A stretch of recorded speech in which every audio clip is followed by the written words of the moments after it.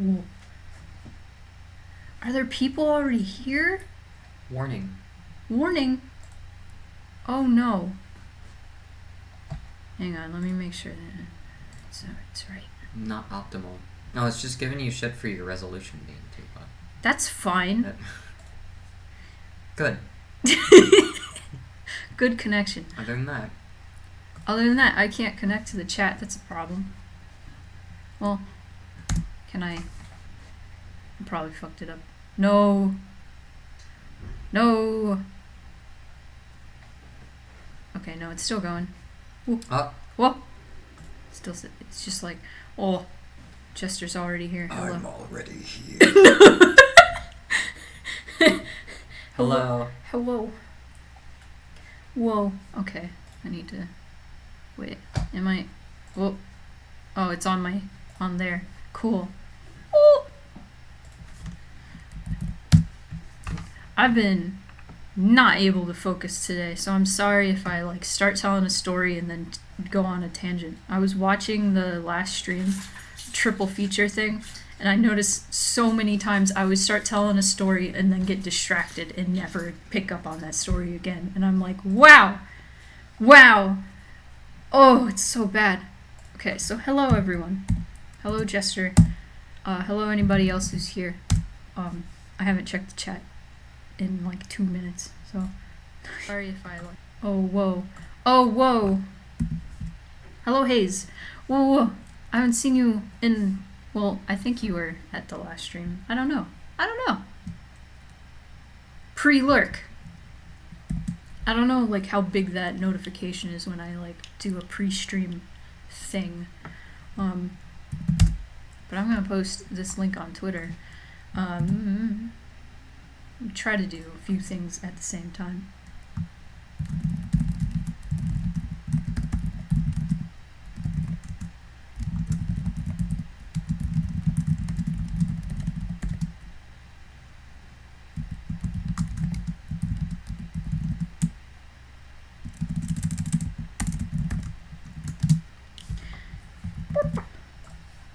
So tweet that. I can Discord this. How's everybody's week been, though?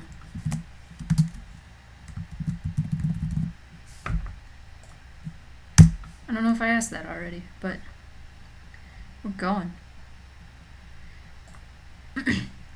So a few things. We are 4 patrons away from reaching the milestone of 30 patrons, which is awesome. And once we reach 30 patrons, the game cameo tier will be unlocked, and that means people get the opportunity to literally be an NPC. I mean, I guess technically all of the players are NPCs except the main character, but literally be an NPC in Mixed Feelings. You have sprites and stuff. You'd have like some sprites. There are some cameos that don't. You'll have a wiki page on the eventual fandom wiki for this game makes us millions. You'll have a page on the online encyclopedia that anyone can edit. Yeah. I'm going to quote Half-Life VR AI all stream because that's all that it's consuming 90% of my brain, and I'm sorry. So that on Wikipedia, a free encyclopedia that anyone can edit. I love when they say something like, I read it on Wikipedia, the free online encyclopedia that anyone can edit. Like, yeah. Anyway. Half-Life VR with AI is self-aware. Please watch it. It's the funniest thing I've ever seen in my life. Anyway, I made this background. This is my latest background that I made, and actually I think it's the second to last background that I have to do. The other like background images I have aren't exactly backgrounds. I won't be putting sprites against them. They're just important like CG images that are going to be seen. Kind of like there's one, there's another one. I'm gonna go get those pictures. Awesome. Love you. Love you too. I'll see you soon. Yeah. And I'll be back after work on music. Heck yeah. So there's this. Not a super impressive picture, but it's a pile of wood. So images like this. This is, I guess, important, sort of. This is the most pivotal image in all of Mixed Feelings, is this pile of wood. So I have images like this that are just kind of like seen. I have one that I want to do. It's not necessary, so if I need to save on time or if it's like too hard, I don't have to do it, or I can shift around the script a little bit. But in the Grand Cypress, which I want to open, or Great Cypress, whoa, I don't know the names of my own places. So this location I've said is really important to me because I've seen it in dreams a lot, which is why I wanted to get it exact. One of the things about this location is you're inside a tree, if that wasn't clear enough. You're inside a giant tree at that. There's this view that I've seen before where you look up and you can't see the ceiling. And I don't know how to portray that in art. And there's like no reference picture I can look up that is like right. And also I need to get the chat open so I can have it and I can see you guys talking to me. Hello, Gordon. I wish I could do Dr. Coomer's voice. I can do his like the way he speaks. Hang on.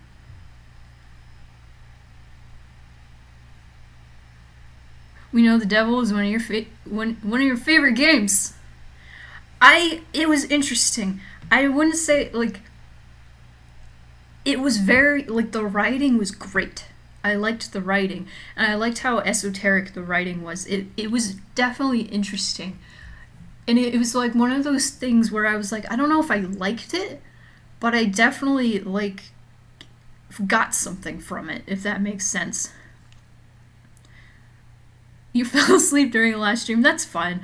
I was so delighted by Endless or Escaped Chasm that I didn't even care that like nobody was in the chat by the time I got to that game. I was like, this is such a delight. This is so delight.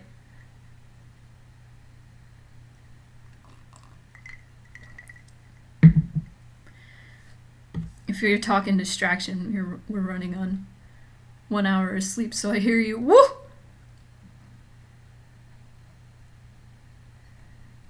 Hello, gang. I tried to read Sylvia, and then I read gang instead. Hello, Sylvia. Oh, Spoonie, you gotta play the other roots of We Know the Devil sometime. Not necessarily on stream. I was planning on it. I actually, I was trying to figure out, like, right before the stream, I was trying to figure out, the No Players Online code, because I was watching the hand, drawing on that paper. I don't know if you guys remember that super well. And I was just watching the motions it was making, and then I realized they were arrows. So I was like, huh.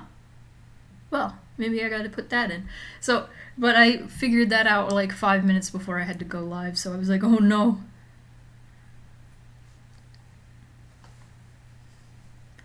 Ah, you have a particular fondness for it because it helped crack your eggshell. Nice. Nice. Dang it. Yeah, that stream, I feel like the timing was pretty poor. I feel at least like everybody's life had just something going on in it. Oh yeah, like I said, my focus, my ADHD is attacking me today. Let me go to full screen. So I put a speed draw up today. Gonna check it out. There's a little excerpt from it. If you join the Speedy tier on my Patreon, you can see videos like this once a week. Of course, I also post speed draws on my YouTube, but the Mixed Feelings speed draws, especially on Patreon, are always going to be like more current. So this is literally something I drew the other day. And the Speedy tier is only $3, so $3 a month. So if you haven't pledged yet, now is a good time to do so. We are 3 months away from the game actually like coming out, and we're like coming up on like just doing some like polish work on Mixed Feelings and stuff. So that's pretty rad. And I'm getting kind of scared that like we'll get to the 30 patron milestone like last minute right before I'm supposed to release the game, and then I'd have to like delay the release so I can put in all of the cameos. But I feel like if that were to happen, I would just release the game as is and then later add the patch to put everybody that was on that tier into the game. So that is going to be real fun. I just wanted to give you guys a little taste of that. If you're not on the speedy tier on Patreon, let me art. Well, gee. So, oh, cool. I have these two up. So I have the Great Cypress. There's like an image in here where it's the player character looking up and like the ceiling is endless. And then there's also like an image here, which I don't really want to reveal exactly what it is, but it is congruent with this picture. It is in this scene in particular, you see this picture that I need to draw. Oh, do you guys know about oh crap, what is that game called? Out of This World? Hang on, let me look it up.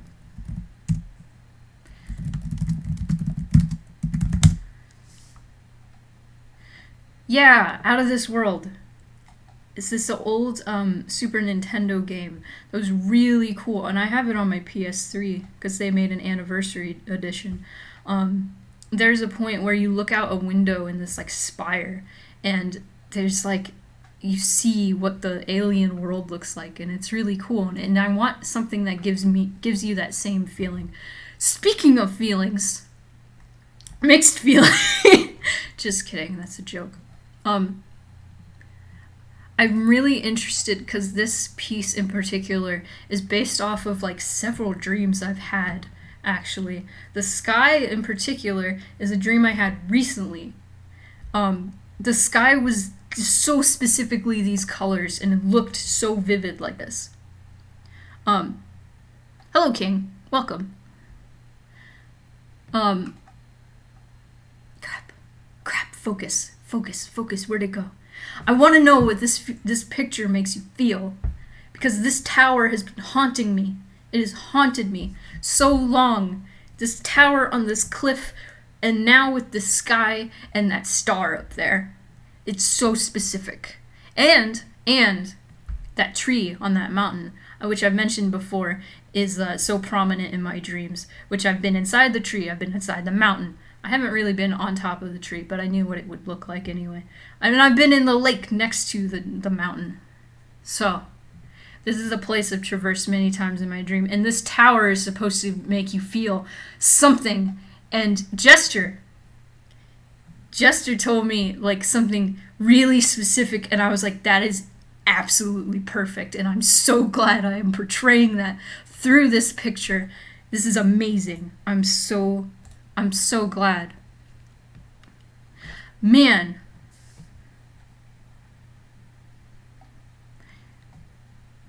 I forget how to say that. Basalt columns? It's the... Okay, if that's the word for like the hexagonal rocks in like Ireland or Scotland, I think it's Scotland. If that's the word for them, then yes, that is them. I got inspired by Uncharted 4 actually, because you go to Scotland at some point and all the rocks are really cool, and I was like, ooh. So I did that. And this tower in particular is actually based off this little tower. I wonder if I can find a picture. Sorry, we're just having like a talking hour right now. Talking 15 minutes before I actually get started working. Tower, Kenosha Playground. Yeah, there it is. Hang on. Full screen. Oh, look at this tower. Oh, No! No! I just want to look at this tower. See, there's this playground near my place that has this like broken looking tower thing next to it.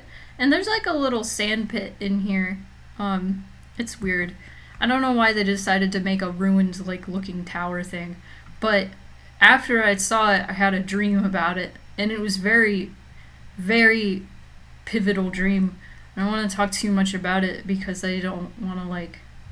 Because a lot of what happened in the dream was like lended itself to like the tower and mixed feelings, and I don't want to spoil things for you. I want you all to experience it for yourself. Anyway. Yeah. But also the star reminds me of Peter Pan, second star to the left and all that. Somewhere far that your heart tugs to but you can't quite reach. That's also very good.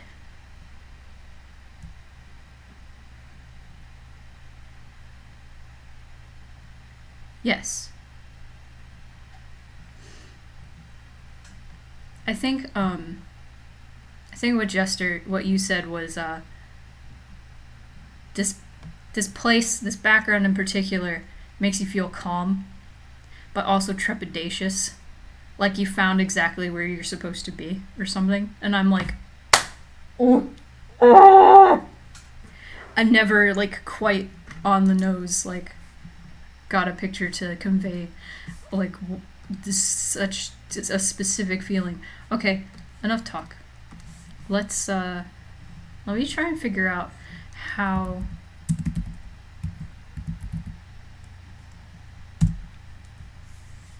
I want to be able to figure out how to do this. This is going to be some crazy perspective. Like looking up in the Great Cypress.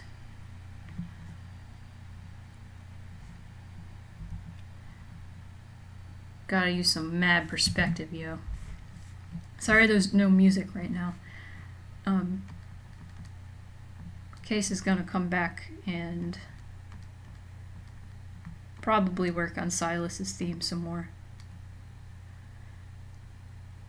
Makes me feel calm but trepidatious, the way you might feel when you finally found the place you've been looking for a long time, is what I said. Yes. Yes. And once you know the context, you will go, oh. Okay. So we got some... See, I tried looking at, like, the tops of, like, the views of when you look up in a church. It's kind of, like, the best thing I can compare this to, I guess. Trigger here. Oh. It's weird. Oh man. This is gonna be tough. 'Cause it's like... Man.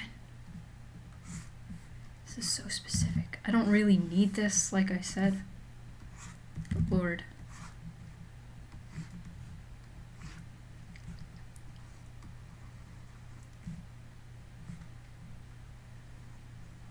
I want it so bad.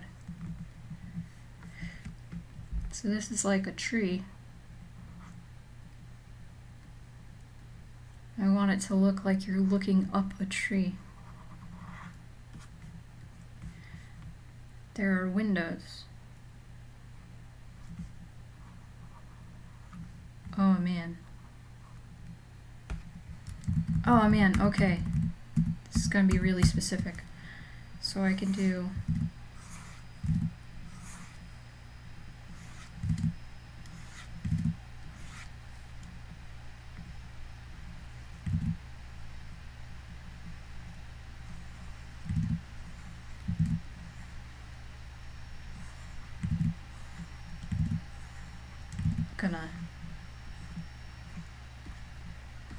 Gonna try and mesmerize you. Oh man, this is gonna be interesting. Just trying to get the perspective of what I'm thinking down. And then the further you go away, the more there would be. right.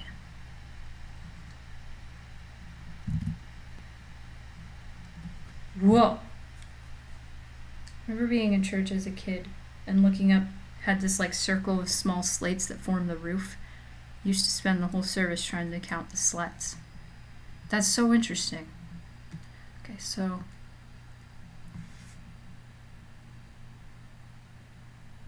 okay, I think I got this. Let's go.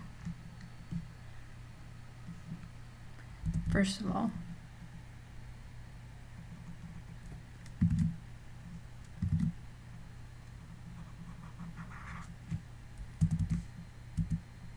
we can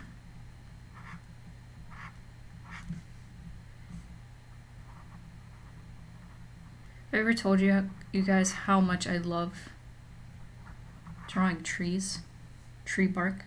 I am like the master of it by now because when I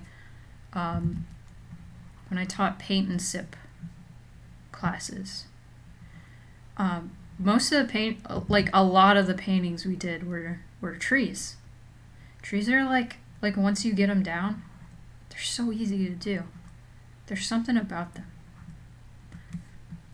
Also, whenever I do tree bark, automatically I want to draw a Drek because that's how I do like the lines and stuff on their arms usually, especially on Jupiter. Tree bark god, that is me.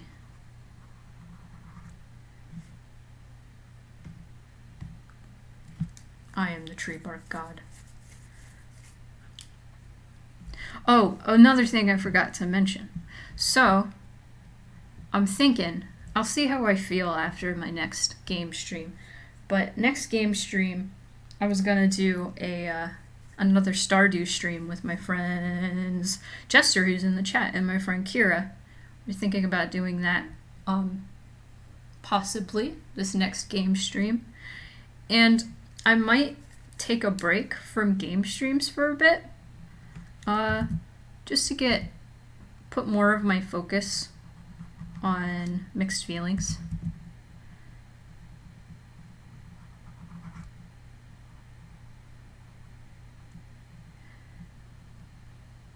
And I might even try and think about like, oh, that's not what I wanted at all. Maybe different streams that I could do.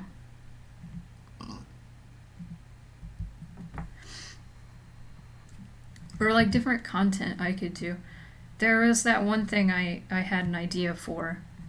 I don't know if I've talked about it during a stream. I want to do some sort of like art tips series. Where like in a short amount of time, particularly what I've been thinking about is people could submit pieces to me, specifically like character designs that they've designed.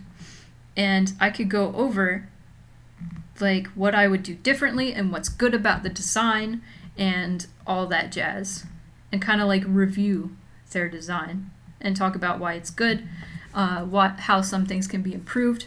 I really like, because there's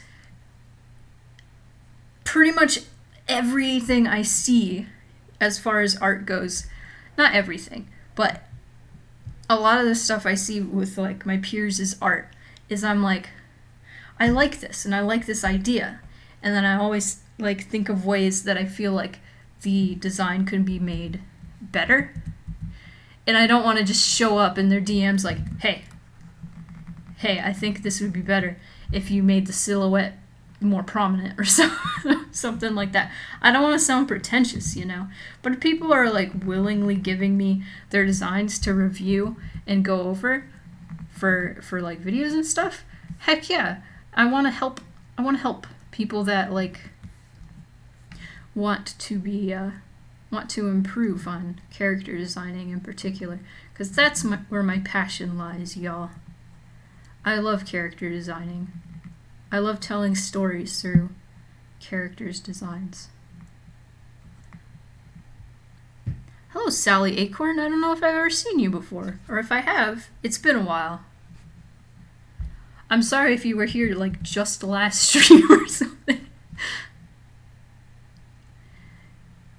Sorry, it's like really confusing whatever the heck I'm drawing right now. I'm trying my best. Kind of doing like an endless ceiling looking up. It's a cool idea, Spoonie. Like friendly constructive criticism sounds both helpful but also like low pressure. Yeah, I had a blog for a bit on Tumblr that actually got a lot of attention that I was surprised about, called Secondhand Art. And it was the same idea, except it was just all encompassing. People could just submit me art, like pieces that they were working on, and I could just go over and scrutinize like what was good about it, what I would change, like what I got from this piece. And I would redline stuff if it needed it and show like where they needed improvement in anatomy, etc., etc. I love having you help me design my characters. You're always so receptive and your constructive advice is always so helpful. I appreciate that.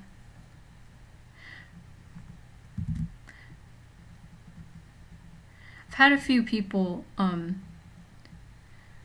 like I talked about this on Twitter, and I think it's funny because a few people have responded like, oh, I should submit my persona, like people that didn't exactly like design their persona, they just had somebody else design their persona.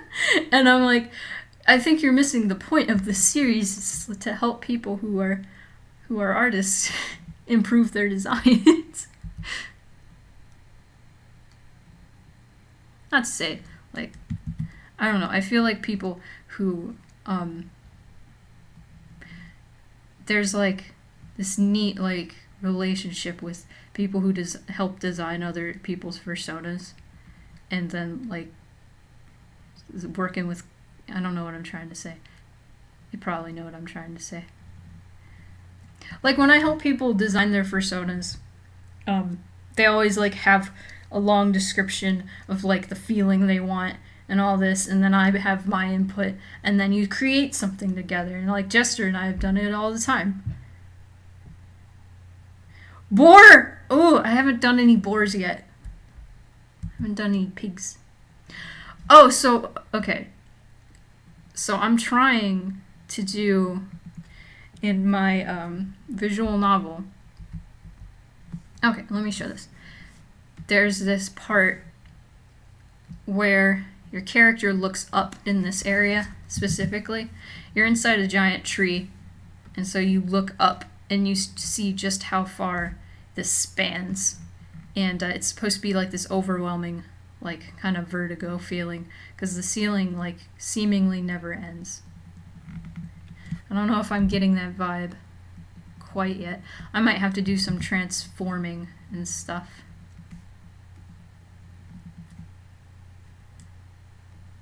Yeah, collaboration is so great. I feel like the best things get made when you get like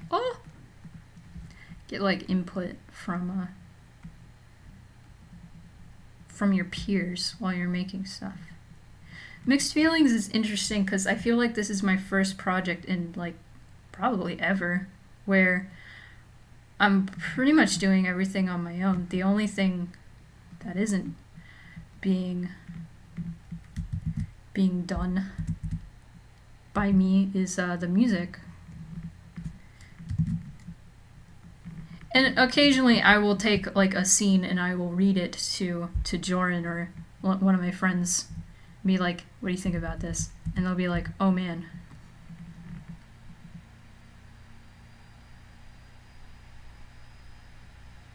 Boss fight for hire. I love that.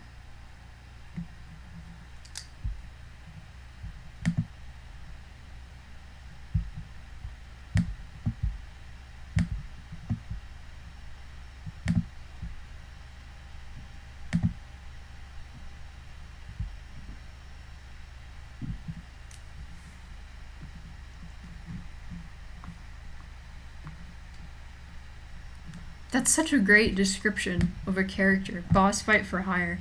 I want more like descriptions of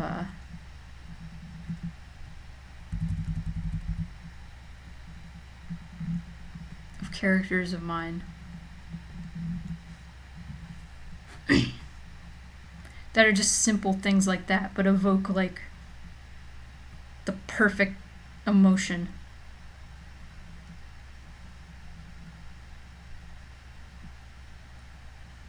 Complete, like, perfect summary.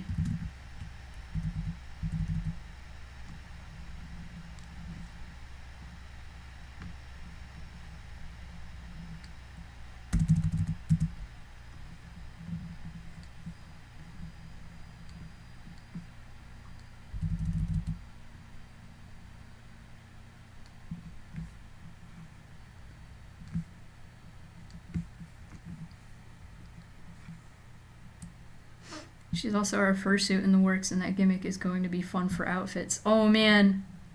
Oh, that'd be so fun. It is my dream.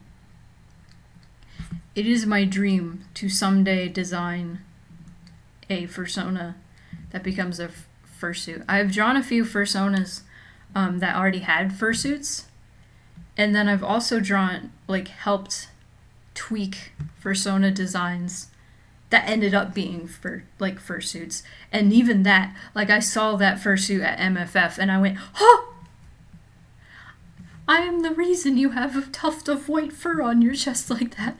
Oh my god. I was losing it. I got like cold sweats. It's so crazy seeing like your art interpreted by like other artists. It's hard to describe. Like, my friend Nico is getting like a 3D VR chat model of their fursona in like one of the outfits that I designed for their fursona, and I'm like, ah, I designed that. Whoa! I think if I have a description like that to my fursonas, King would be like friendly juggalo next door. Oh my god, if you do, I'm gonna lose my mind. Okay, so this needs some warping. I need to warp this somehow. How? There's gotta be a way.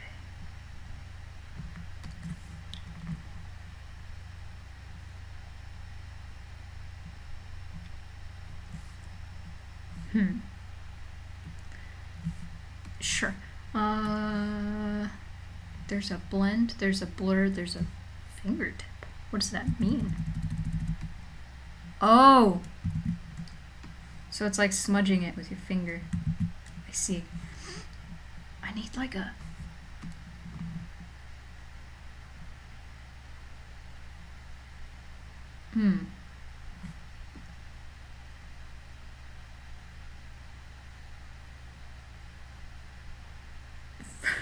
Fursuits make you lose control. Okay, maybe there's like a weird way I can do this.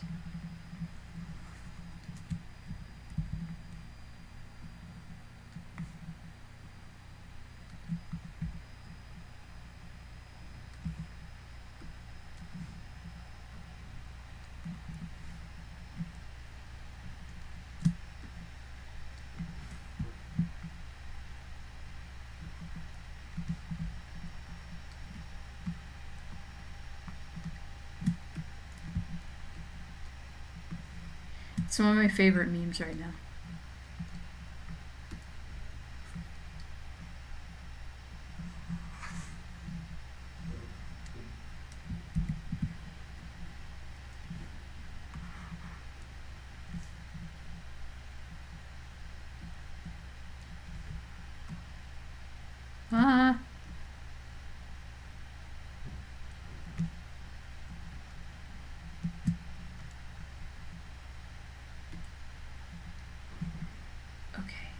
This looks promising.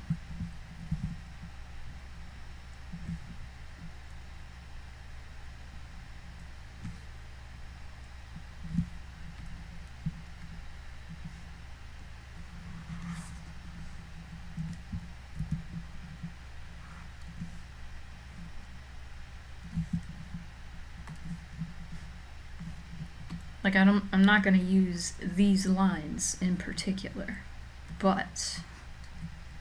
Oh!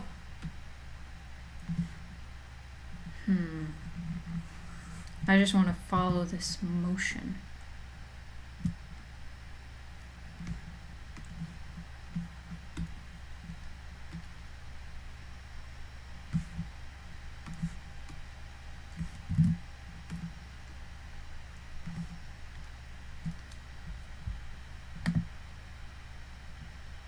Well, I have been sent images.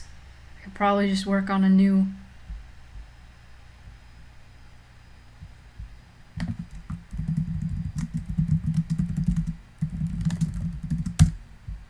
Oh, man. This works. I'm taking this.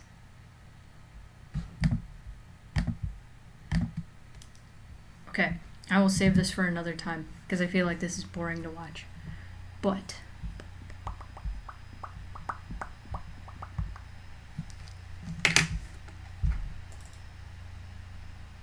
No.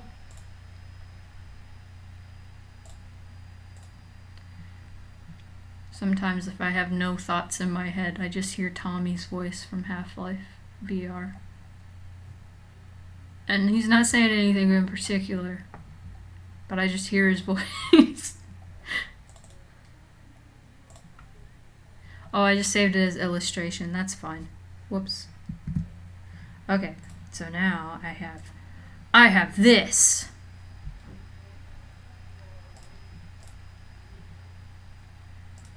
I should probably open a size for my game. This is so square.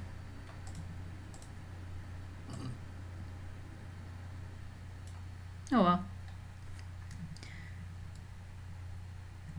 Lots of boxos. Here we go. Oh, large.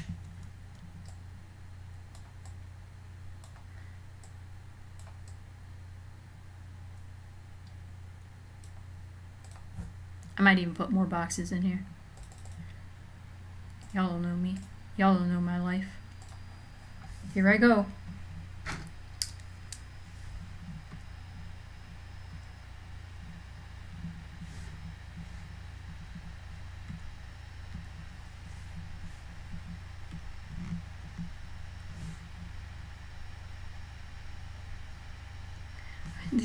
What is this? Is this syrup? Looks like cough syrup.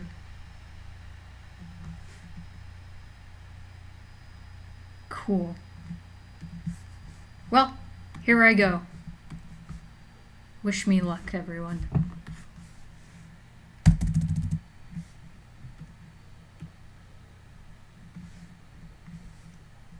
Time to draw a storage shed. Oh, it's too big. Here we go, it's closet time. You're right.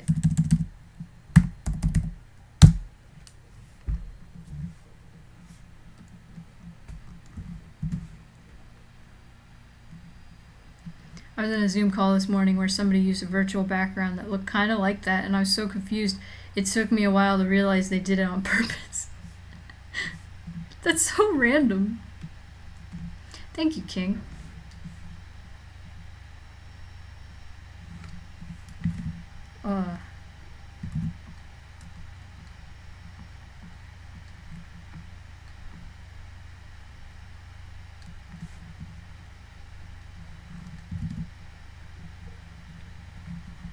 Oh. Someday I will get the first line drawn. No! Oh, that's good enough. So many boxes. So many boxes.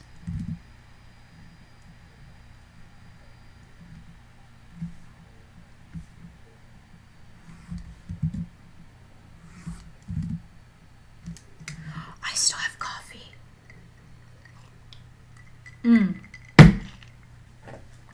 Hell yeah.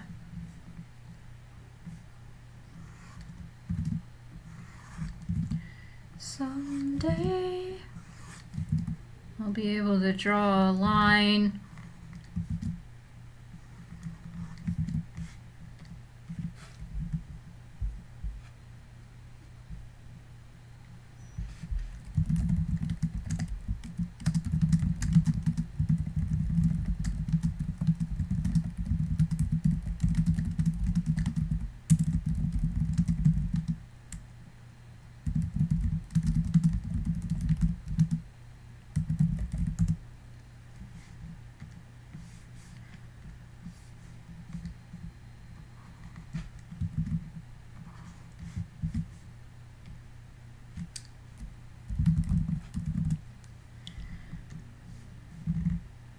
Wah! Oh.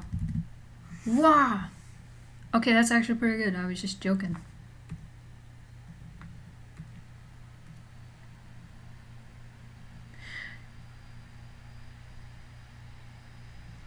Boxes.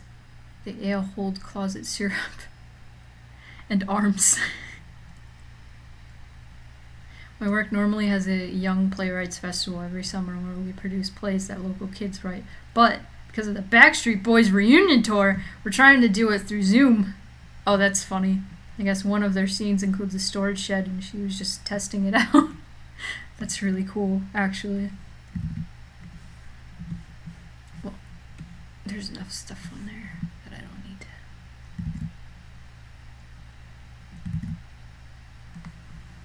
I'm excited about this scene. At least the transition. Well, I'm excited about this scene as in general, but the transition into it, it's gonna be black, just black, and then it's gonna go up. It's gonna wipe up, so it looks like you're opening a garage door or a storage door. It's gonna have a noise, like you're opening a storage shed. I love that kind of stuff. Sorry. There's also a scene transition where you're going up in an elevator and Silas's sprite moves up like you're in an elevator. It's good. I love it. I'm excited. I'm excited because now that I have all the writing done for the game, I'm actually able to see what all the writing looks like and what needs to be modified. And it's so much easier to go in and modify stuff in a visual novel than it is a comic. And I'm so glad for it because thing is, when you're doing a comic and you write the story, you draw out the page, color the page, you line art the page, you release the page. Say there's something flubby in your story. There's some flubby's a word. Say there's something inconsistent in your story.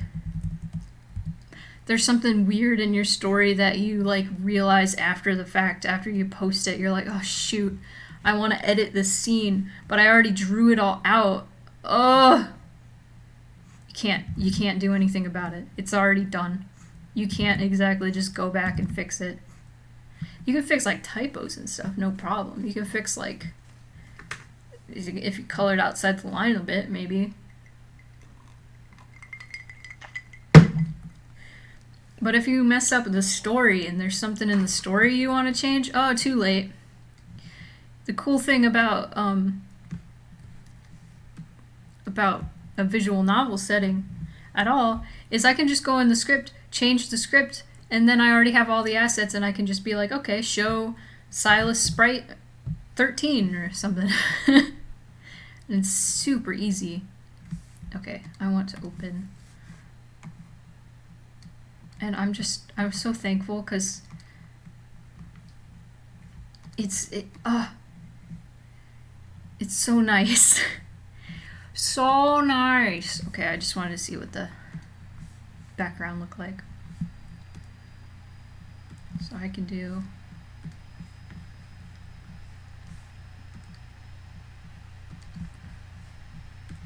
I can actually just follow the lines in that hood. What did I use? Looks like I used 12 point.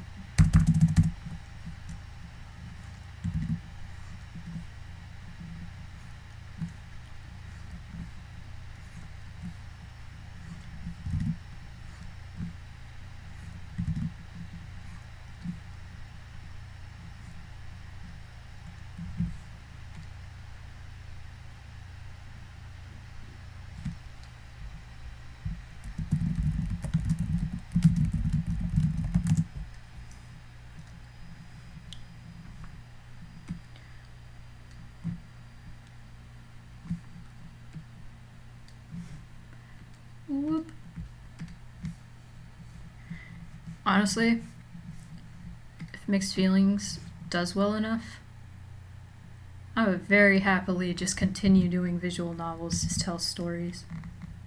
Because it's such an interesting way to tell a story in the first place. Oh, come on! Oh, no.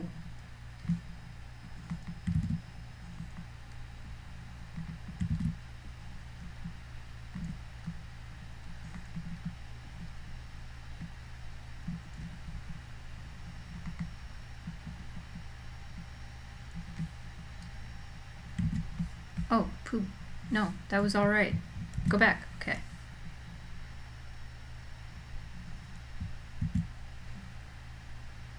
VNs are such a fun medium. Yeah, from a creative standpoint, I really like the visual novel medium. It's a lot easier to like create and like edit stories. And like before I got into visual novels or doing visual novels, while I was still working on Butterfly Blues, I had this moment where I was like, oh shoot, this is going to take forever in this medium. What if we switched over to visual novels? And like a lot of people I talked to were like, you're going to get in way over your head. It's way harder to do visual novels. It's way harder to program games. And like told me all of this, and it kind of really discouraged me. Then things with like my webcomic Butterfly Blues like kind of fell through. I wasn't able to like finish it. So I was like, you know what? I'm going to try it out. I'm going to try out making a visual novel. I feel like I had been working on... Yeah, I worked on Butterfly Blues like 3 years. I barely scratched the surface of that story. And then after like enough time would pass that I would look back at pages and like shudder at the art or shudder at the writing. And I was like, oh geez, I don't like this anymore. And it depends on like what medium you use. But sometimes, like if it takes long enough, like while you're trying to create a story, you just end up not liking it anymore. And it's kind of a sad truth you gotta come to terms with. You can't like bite off more than you can chew when you're creating. You gotta have like a balance. You can't just continue to make something because for the sake of like finishing something. Going off on like a lot of tangents and life lessons, but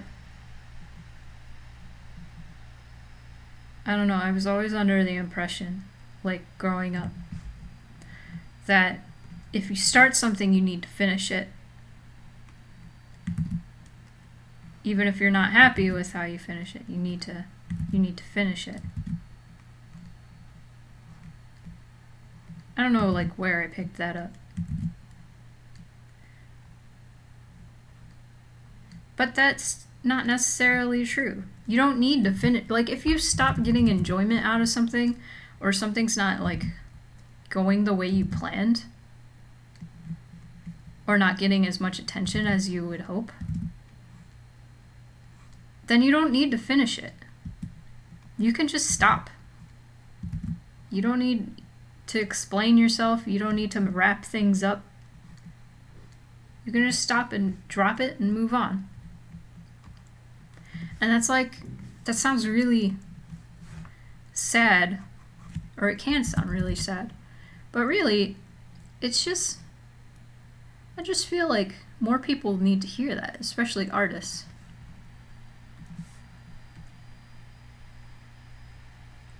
Kind of just dipping our toes into doing one ourselves. I think I remember you talking about that, Hayes. Saying that, I think it was like a road trip deal with demons and stuff, which is I love that. I do VNs, but then I have to learn how to art. I'm just not in the space to do that yet. But one day. Yeah. One day.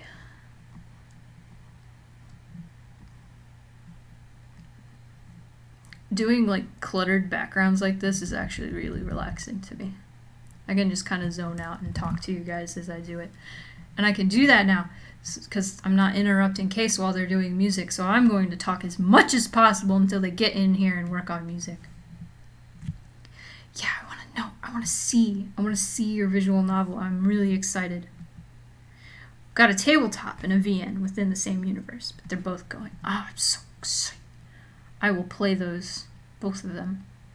I'm not super into tabletop games, but I will play it because y'all made it.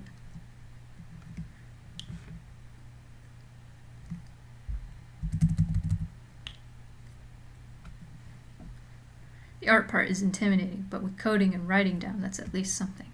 Nice. I'm gonna get this spray bottle.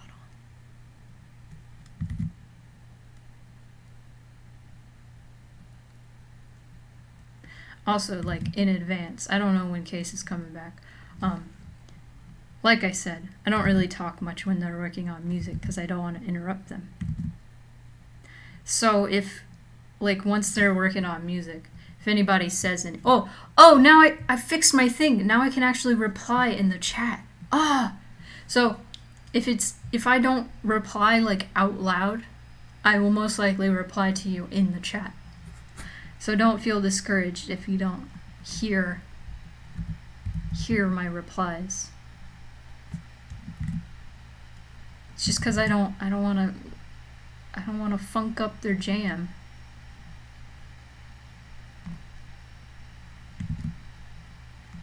Or I'll just get really close to the mic and be like, "Hey, how's it going? Welcome." Hope it lives up to the hype. I'm sure it will. I will enjoy games. I love playing my friends' games.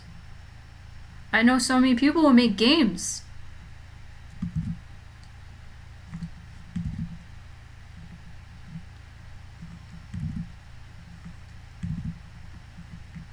I'm glad funk is catching on too.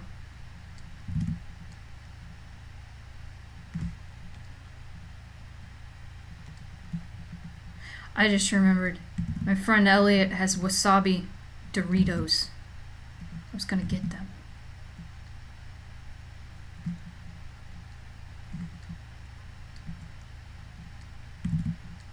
I'm so excited. I'm gonna eat pizza tomorrow.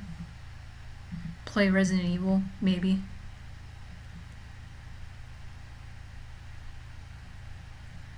Don't be a podcaster, please. What if I want to be a podcaster? I was talking about how someday I want to do a podcast. I just never know, like, what subject, like, what should be the premise of my podcast. This podcast seemed to be doing real good. I think that would be fun. Sometimes when I have conversations with friends, it really just feels like a podcast. See, because I was a theater kid, and I learned how to improv and, like, talk well, I guess. I guess the way I'm, like, stream of consciousness, like, talking during the stream is, like, indicative of that, but, like, I want to do a podcast. I had one idea, but I don't think it would slide. I don't think it would do very well.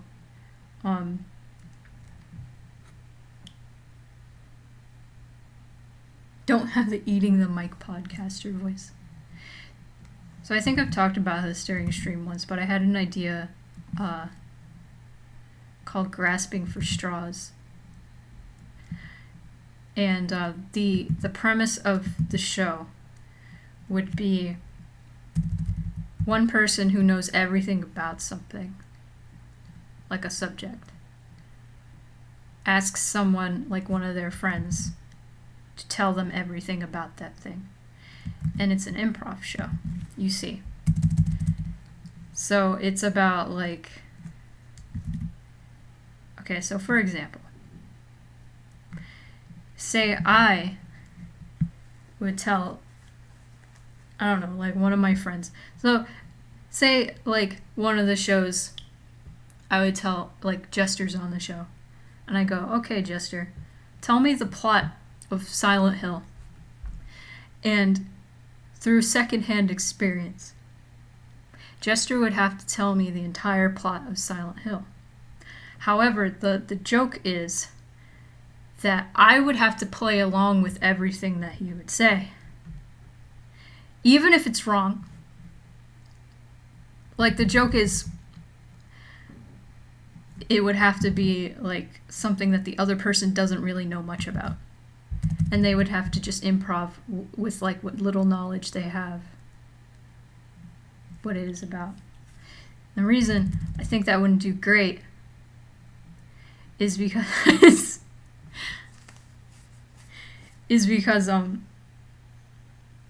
part of it is like it would have to be something that I have told somebody about, and I feel like there would be plenty of episodes where I'd be like, okay, tell me the plot of Final Fantasy VII, and somebody would just be like, and then like not really know what to say at all. And then that would just reveal to me that they never listened to me. And that would suck. That would not, like, actually be a fun thing. Granted, I know, like, half the people I info dump about, like, the things that I know about, I know a lot about, don't listen half the time, and I'm not, like, super offended by that, but I just feel like that would be degrading if I found out all of my friends don't listen to me.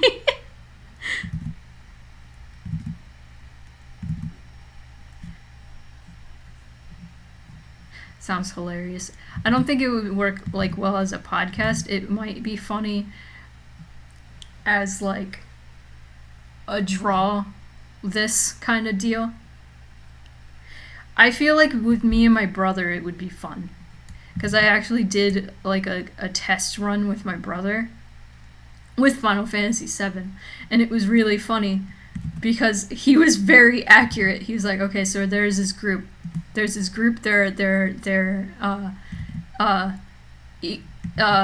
terrorists, sort of, and they blow up Mako reactors, and I was like, dang, you know a lot about Final Fantasy VII. He's like, I'm your brother. Of course I know.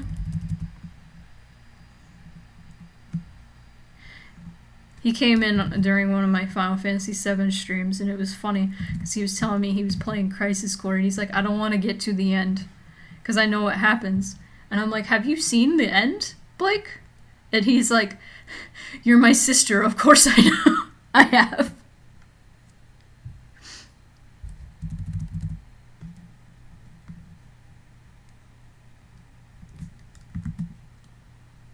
I don't mind being called sister, even though technically I don't identify as female.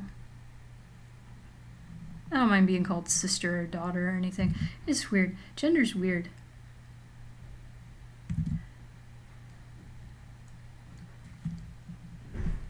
I don't mind being called like gendered family terms.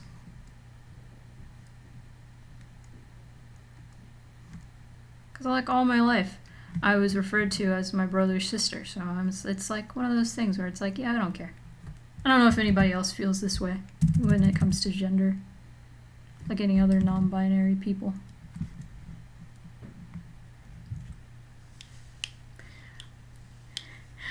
Chester, I know you listen to me. Some stuff about a girl who's like 3 different people. She's the same girl as the girl who was part of a cult ritual to make a god baby, right? And then her pseudo-dad says, let's go on vacation to Silent Hill, and then bad things happen. There's a fog, and the guy's name is Harry, and Pyramid is a manifestation of his sins as a bad father, like, just in general. No, that's the second game. That's the second game. Pyramid Head's not till the second game. And he like dies and goes to heaven, I guess, because he has really in a car crash. He was really... No, that's just the bad end. Spoilers for 1999 game Silent Hill.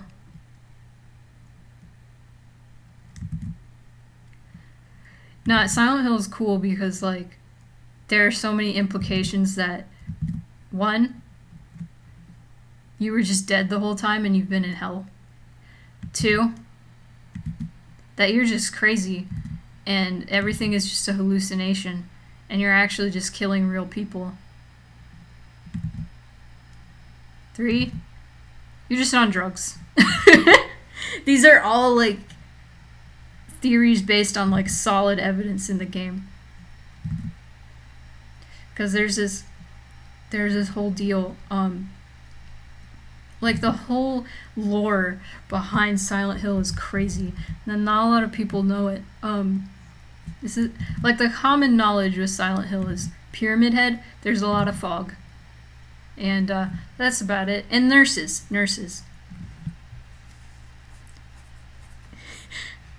Shoot, I'm not brushed up enough on my quiet moorlands. I'm not brushed up enough on my erected land masses with no sound. That's a joke I wrote years ago.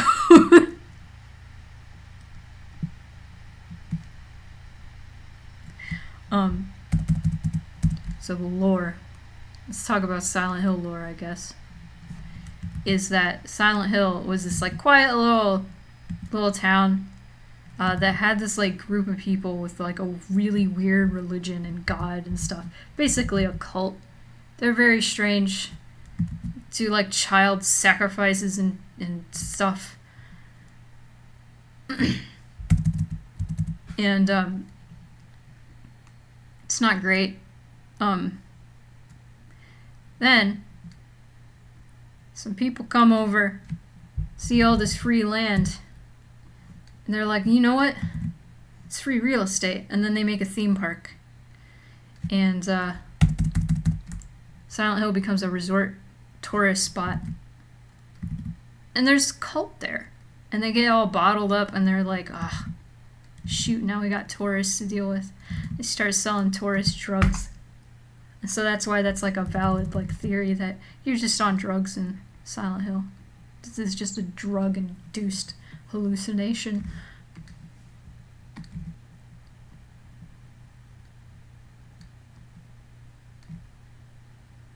Silent Hill is really funny to me because,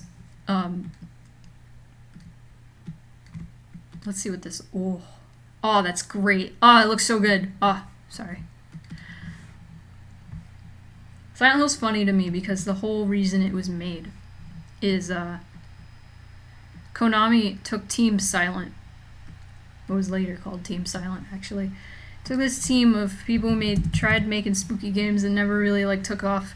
It was like, hey, we want something like this. Slap Resident Evil on their desk.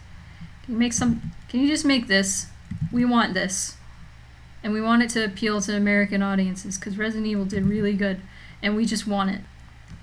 And Team Silent was like, so they started making basically a Resident Evil clone. And Konami eventually was like, yeah, do whatever you want. So they did whatever they want. It's interesting though. I'm always fascinated by games from Japan that are specifically targeted toward American audiences. Because Resident Evil is the same way. I don't think Resident Evil or Silent Hill have a Japanese dub. I know Silent Hill for sure doesn't have a Japanese dub at all. It was only recorded in English, as far as I know. And that's why, especially the first game, has a bad English dub.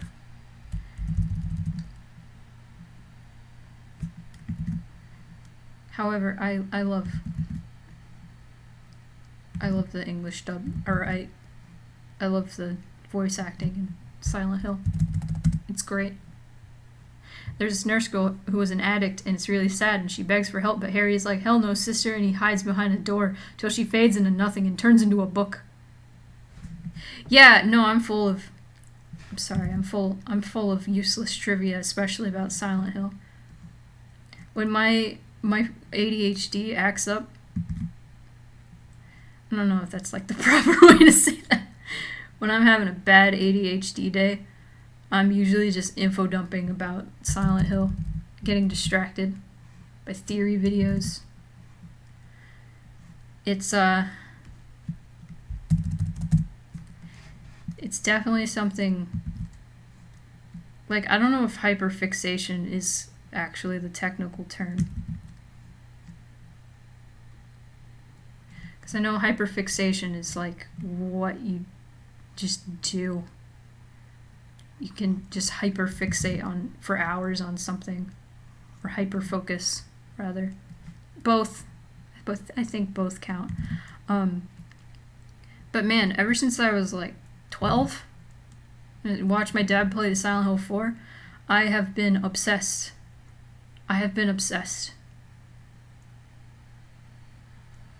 It's bad. Around like 12, 13 is when I picked my two interests. Silent Hill and Final Fantasy VII. You are assigned two interests, and you talk about them the rest of your life. And you know, constant trivia. You never stop. Welcome to life. It's us with tabletop games. Then there's a guy who hunts you in a hospital. I don't remember much about him, but he's scary. And then there's a room the guy can't escape from, and there's a child ghost in the closet. Oh, that's the fourth game. That's okay. The funny thing about Silent Hill 4 is it actually terrified me when I was 12 when it came out. I had a legit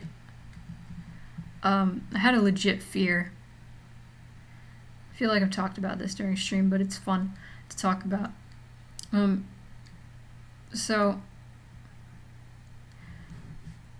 Silent Hill 4 is such a like great concept. It's not great as a game, but the concept and like the story structure is fantastic, and it's horrifying. And I've never been able to play it because it terrified me so much as a kid. But I love it as a concept. So the structure of Silent Hill 4 is you're a dude trapped in your apartment. Your apartment's like your safe space. Everything is first person in your apartment. You can look through your peephole. You can check under the crack in your door at the front. There is a hole, previous resident, like a small peephole on your wall that the previous resident tunneled to try and get out of the apartment. So this isn't the first time this has happened. That you can check. You can also check the windows in your apartment. You can bang on them even. It's all like really creepy. So these are just things you can do. You can save in your apartment. You heal in your apartment. So a hole appears in your bathroom wall, big enough for you to crawl through.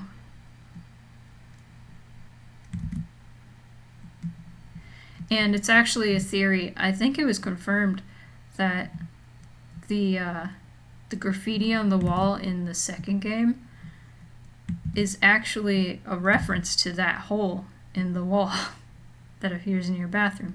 The graffiti that says, "There was a hole here, it's gone now." There have been so many theories about that stupid graffiti. But I either feel like they confirmed it's a reference to the fourth game, or they confirmed that it was just nonsense to make you go, "What?" So this hole appears in your bathroom. You go through it and you wake up in a part of the town you're in, which isn't Silent Hill. It's not Silent Hill. It's Ashfield, I think is what it's called. And so you wake up in a different like a hell dimension version of subway station. You're like evil dogs and stuff. And you run into a lady named Cynthia, and she offers sex if you save her. And so you get kind of yeeted out of this dimension. And she calls you on the phone that the cord is cut, by the way, and is like, "Where did you go? I'm being chased." And then you get yeeted back into the dimension, and then you find her, and she is cut up. She's cut to shit. She's cut up. And Henry's like, "Are you okay?" And she's like, "I think I'm dying." And she has a number carved on her. I forget what the number is. I'm just info dumping.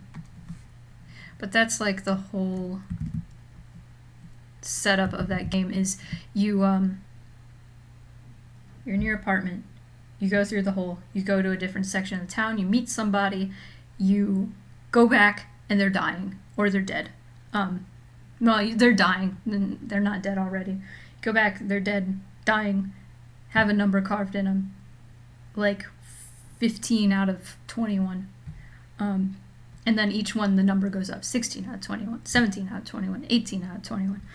And you just go back and forth between your apartment. Your apartment gets more and more messed up as the game progresses. Once you're halfway through the game, your apartment's getting haunted. And enemies from the overworld or from like the dimension start like crawling through your wall towards you.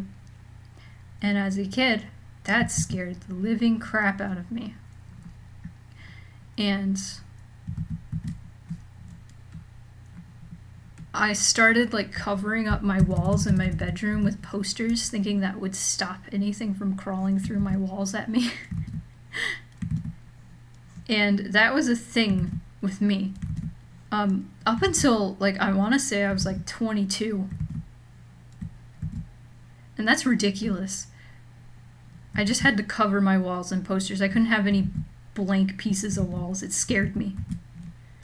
So that was a really big, long lead up. I'm sorry. I just had to info dump about Silent Hill. But Silent Hill 4 has a really cool setup.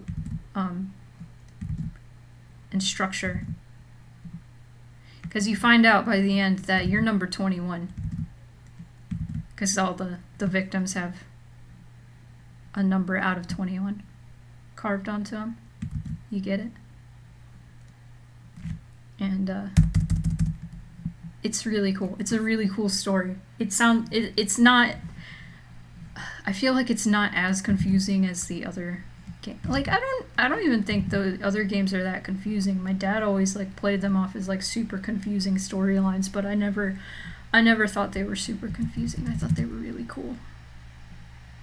They were strange and kind of like fantastic, as in like fantasy, but I didn't think they were that hard to follow. Yeah, man. When you're 12 and you watch that and you start to like understand how stories work. I mean, I feel like you'd be a younger age. Understand how like complex stories work, I mean. Like, this was the first Silent Hill that I like watched my dad play through like fully. And I got it. And I was like, whoa. Whoa. Sorry, I'm just in box drawing town talking about Silent Hill. No, like, childhood fears are no joke, man. If you have like a fear as a child, sometimes like children, they'll just like decide that they're afraid of something. Like, for a short period when I was a kid, I decided I was afraid of clowns even though I wasn't really. And if you as a parent like don't respect that and you like try to scare kids with like the fear that they say they're afraid of, they will continue to be afraid of that. Like, it'll become a full-fledged phobia if you're a jerk about it. And I think kids should be taken seriously even if they like just decided that they're afraid of something. Because that's just a part of, like, trying to learn how to be human. So you're like, oh, humans feel fear? Well, I'm afraid of X. And kind of just learn fear. It's weird. It's weird how, like, human beings kind of just learn fear. Like, they decide they don't like certain things based on, like, how other people react to them. It's interesting. Also, I learned a while ago that trauma can be passed down genetically. That's where instincts come from. I feel like I've talked about this. So say you're like a rabbit and you had like a traumatic experience with like a fox or something, like trying to kill you. That gets passed down through your DNA. And so your kids know when they see a fox to run, they feel fear because it's genetically passed down. And that's crazy. And it works with people too. So if something like traumatic happens to your parents, it could be passed down into your DNA. So that, I feel like, explains phobias. Like, fear of heights is passed down genetically. So if there's some, like, ancestor you had that had a near-death experience with, like, falling or something, you probably have a fear of heights. And I think that's fascinating to me. I love that. That's crazy. It would also explain why I have so many, like, random phobias.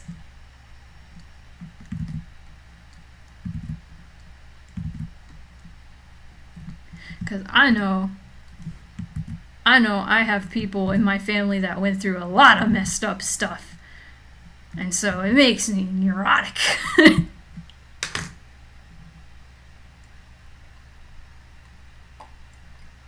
I developed a fear of my house's staircase as a child. That's real. Okay, there's another thing. It's not, I wouldn't call it a phobia. But it's still kind of a thing. I was talking about, oh no, I did this on the wrong layer. That's fine.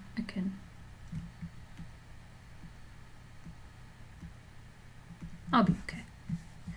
I was talking about this in my Discord the other day. I discovered submechanophobia is a thing, which is exactly what it sounds like. It's the fear of man-made objects submerged underwater. And that sounds really silly. So think of like airplanes submerged underwater. That applies. Thank you. Thanks, Grandma, for my neuroses. Yeah. My grandma, she doesn't have a fear, but she really hates, like, cotton. Specifically, when you pull cotton apart, she hates it. She hates it so much she can't do it. I'm like, what is this? What is this in your brain? What was I saying? Submechanophobia. So, I was like, whoa. I don't know if I have it as a phobia. But I definitely am afraid of fake things underwater. Not really real things so much. I've gone like scuba diving and I'm not really bothered by like sharks and big fish that are ugly and scary. I'm not super afraid of that. It is mechanical creatures that scare me underwater. Anybody play Banjo-Kazooie in the chat? I haven't played it personally, but I watched a few videos on it actually. There's a shark. There's a shark in Banjo-Kazooie that's like a mechanical shark. He's friendly. He scares me. I don't like him. He's underwater. He's scary. Oh. Specifically, okay. Any scary creatures underwater in a video game scares me because it's a video game. They're not real. And there's a giant catfish in Ape Escape, PS1 game. And it only scared me because I watched my dad play Ape Escape when I was super young. I want to say I was like, God, when did Ape Escape come out? I need to look this up. I need to know. Ape Escape. Yes. Oh. Well, shoot. It came out when I was 7. Well, that's not silly. Some of that kind of stuff is really unsettling. Like stuffed animals underwater is chilling to me. Gosh, yeah. So, my dad rented this game, Ape Escape, when I was like 7. And I watched him play it. And I remember he went in the water once and there was a giant catfish that could electrocute him, and it was scary to me as a kid. So, fast forward like a few years. I want to say I was like 10. So like 3 years, which feels like a long time when you're 10. I got Ape Escape for myself on my PlayStation. And I got to the scene where I knew that catfish was in the water, but I didn't remember it exactly. I just felt fear about going in the water. And I was like, oh no, oh no, oh no. Oh no, why am I so afraid? And I like tried to tilt the camera so I could see inside the water and around the corner, and I could see like this catfish's like whiskers like clipping through the wall, and I was so scared because I didn't remember exactly what it was, and I just knew there was something in the water. And ever since then, well, for a long time at least, I was always so afraid to go in water in games, and I still get kind of wigged out. And it's such a silly thing. Dead bugs are the most horrifying thing to me. I had a friend who was afraid of dead fish. She couldn't prepare like fresh, like super fresh fish, especially if you could like see its face. She couldn't, it wigged her out. She was just like, ugh, ugh. Like just fish in general, she was like, okay. Dead fish? No. Staring. But like submechanophobia is like the video I was watching on it was specifically about animatronics submerged underwater, which surprisingly there are a lot of. Jaws, the ride Jaws at Universal, scared the shit out. I'm not afraid of sharks. Sharks are fine. I love sharks.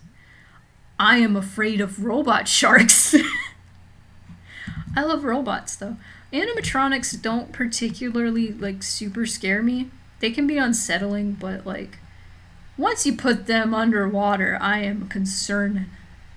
I have so much concern. I think Jungle Cruise also has like alligators. Oh, I hate it. Oh, I hate it. I don't know what about it. It freaks me out. Like a fake alligator coming out of the water makes me upset. Oh!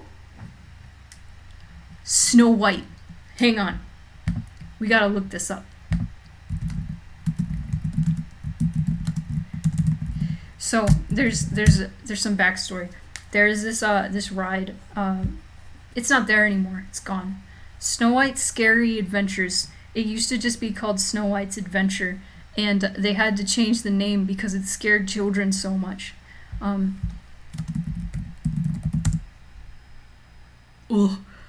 hate them. Oh, I hate them. It's not even real water. Oh, it's not even that scary, but oh my god, I hate it. Oh, okay, hang on, let me go full screen.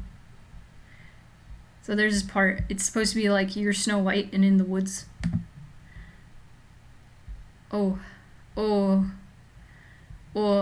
So that, like that scene where she's freaking out in the woods. There's this. Oh! They're not even in water. They're in fake water. These stupid alligator tree things. I hated them as a kid. You got so close. It felt so close. But if you ever get the chance, look up Snow White's Scary Adventures. Oh, they're all lit up. They had to name it. They had to rename it Scary Adventures so parents knew that it was scary. Oh no, it's so scary. The witch in particular. Like, look at her. She's so scary. I hate her. Oh, man. Talk about... Oh. Oh, man. Welcome to my stream where I talk about scary stuff. A bee died on me during the night once, and I woke up. It was on my stomach, and I tried to move it. It crumbled to pieces in my hand, and the head fell out onto my skin, and I almost passed out. Oh, no.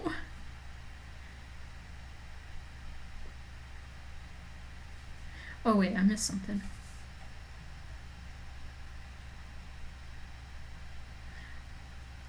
I was always freaked out by eye trauma, which, like, makes sense even if I don't have any eye trauma myself, where it might come from. I know where my other phobias come from, just not the eye junk. Open water still kind of gives us the shivers, bad ocean experiences as a kid. I understand, like, it extended to even being weirded out by people opening their eyes really wide. I understand that, Sylvia. I understand that so much. Oh!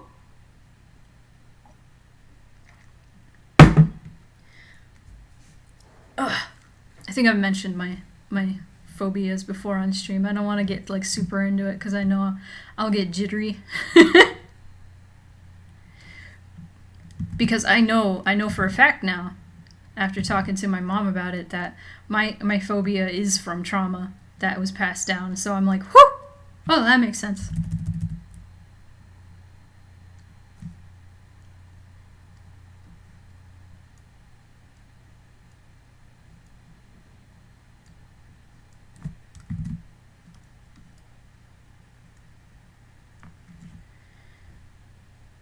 There was also the time you had moths in your clothes and you were wearing something, and a moth larva popped out into our hand. That one still lingers. Whoa, that's crazy. Oh man. Sylvia, I don't know how, like, into Metal Gear Solid you are. But there's a character in Snake Eater that would not treat that neurosis well.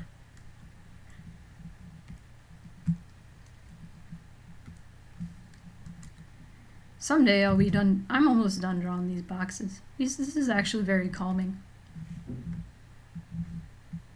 Ooh. I'm not super afraid of bugs. I love bugs, actually, most of the time. I don't like them when they're, like, big and on me. But, actually, some big ones are okay. I like praying mantises. I love them. Big spiders, I'm okay as long as I can, like, see them in the wild and not in my house. It's when they're in my house I get sad. Centipedes, I could see pictures of them, I could see them outside. Can't see them in my house, they upset me. But roaches, don't even get me started. Don't even get me started on roaches. Hate roaches. Some roaches, they can stay. Madagascar hissing cockroaches are actually really cool. My brother had pet Madagascar roaches. They were really cool. They were like big old beetles, like scaly beetles. And when you poke them, they would go.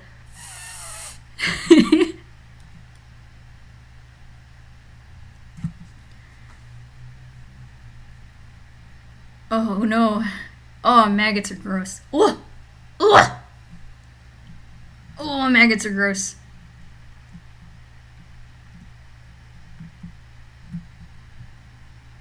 Centipedes.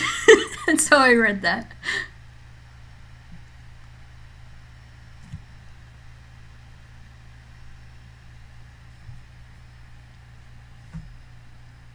Can't handle spiders with legs bigger than their bodies. I love spiders. I love jumping spiders. Like, people get scared when they're like, jumping spiders. Jumping spiders are always really small. And they don't... I mean, considering, like, compared to their bodies, they do jump far comparatively, but They just kind of hop, and I love them. They usually don't hop towards you, but if you can get them to jump on your hand, it's really fun and cute, and I love them. There are so many jumping spiders in my little roof garden, and they're like zebra pattern, and I'm like, oh, babies. I love them. And I just play with them. Dubai roaches? Oh, I need to look that up.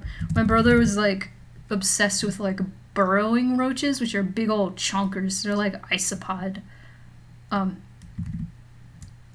They're so big. They're like as big as your hand. And I was like, oh, big old beetle baby.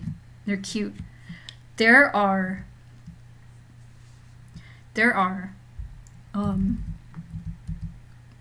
these roaches in Florida, like specific to Florida and maybe like some islands, I don't know, below Florida. They're so specific to Florida that one of their names is like Floridian cockroach. Called palmetto bugs, and I hate them, y'all. I hate them. Just seeing them makes me go, ugh, ugh. I hate them. Oh, I get the shivers thinking about them. They are big, chunky boys. They are so big. They are so big. They are about like the size of a thumb, like your whole thumb.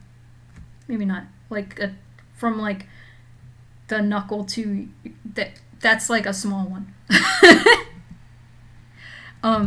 They are big, chunky boys, and they have that pattern on them that makes them look like they have big old eyes. You know what I'm talking about? Oh, they're so big. I'm itchy now. But the thing about palmetto bugs is they fly. Not just that. They fly at your face specifically. That's one of their defense mechanisms, is they fly at your face. Another defense mechanism they have is they squirt stinky juice. They squirt stinky juice at you to deter you. They're stinky bugs. They smell bad. I don't like them. Canceling palmetto bugs. I hate them. For the spider crickets, we were cleaning out a shed for a grandma as a kid, and a lot fell on us when we were getting some gardening tools out. A lot. That left a mark. I'm sure that would. Oh.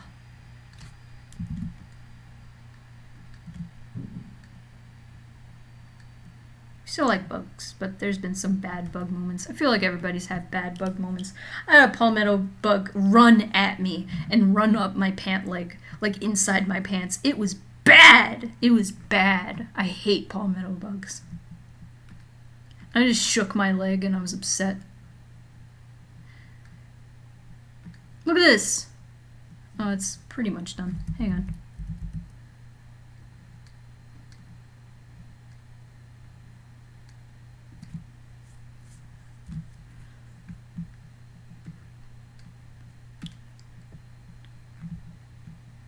Oh no. I didn't do any detail on those boxes. Let's fix that. So I had a coworker. There was a specific face painting booth that I worked at Disney that had so many roaches. Like every time, like everybody talked about it. Like every time you worked there were roaches. You'd at least see one roach. Palmetto bug, specifically. And there was this poor girl. While she was painting a kid, a palmetto bug flew into her shirt, like her bosom, went down her shirt, and came out her pant leg while she was painting. And she couldn't do anything because she didn't want to scare the kid. So she just stone faced. I'm like, what a hero. I can't believe it. This roach traversed your whole body and you just dealt with it. I can't believe you. It was incredible. I couldn't believe that she did that. Oh man, that makes me itchy. I'm sorry if I'm making people uncomfortable.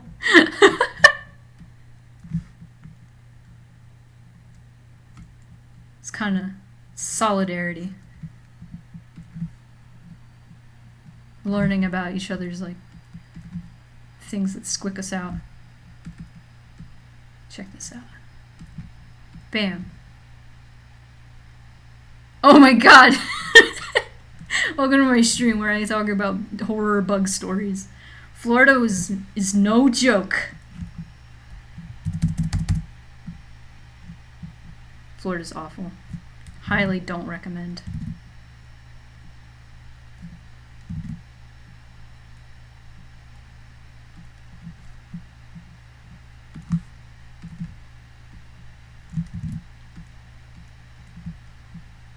Now, Gordon, vandalism is no joke. Sorry.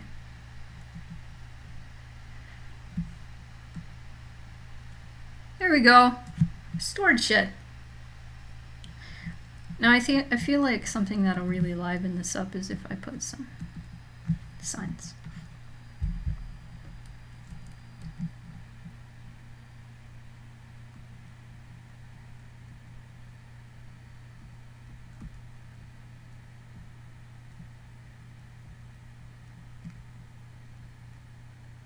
I have a feeling Case isn't coming back. Or by the time they come back, I'll be closing out stream. That's fine. I'm not worried about their music progress. And we've had a good chat about stinky bug juice.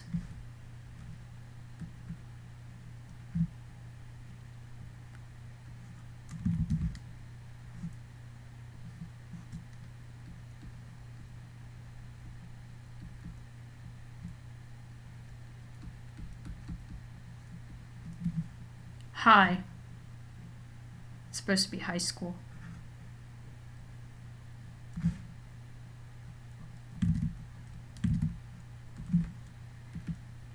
Got a shed.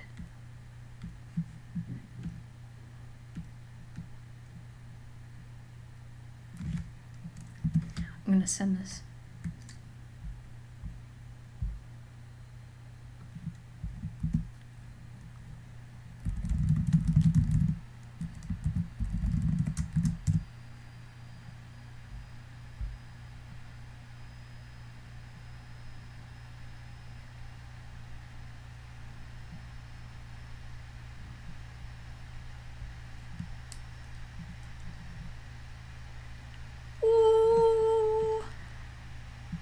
I enjoy listening to Case jam out in the background, but I also really enjoy listening to chat about weird junk.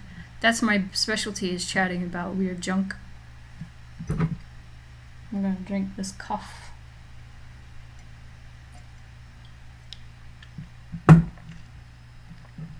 It's the only way to talk, is to talk about weird junk.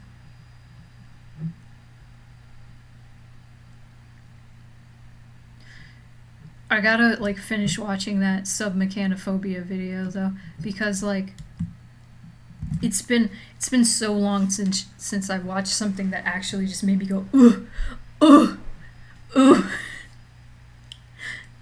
Bad animatronics underwater is so scary. I wanna see. Hang on.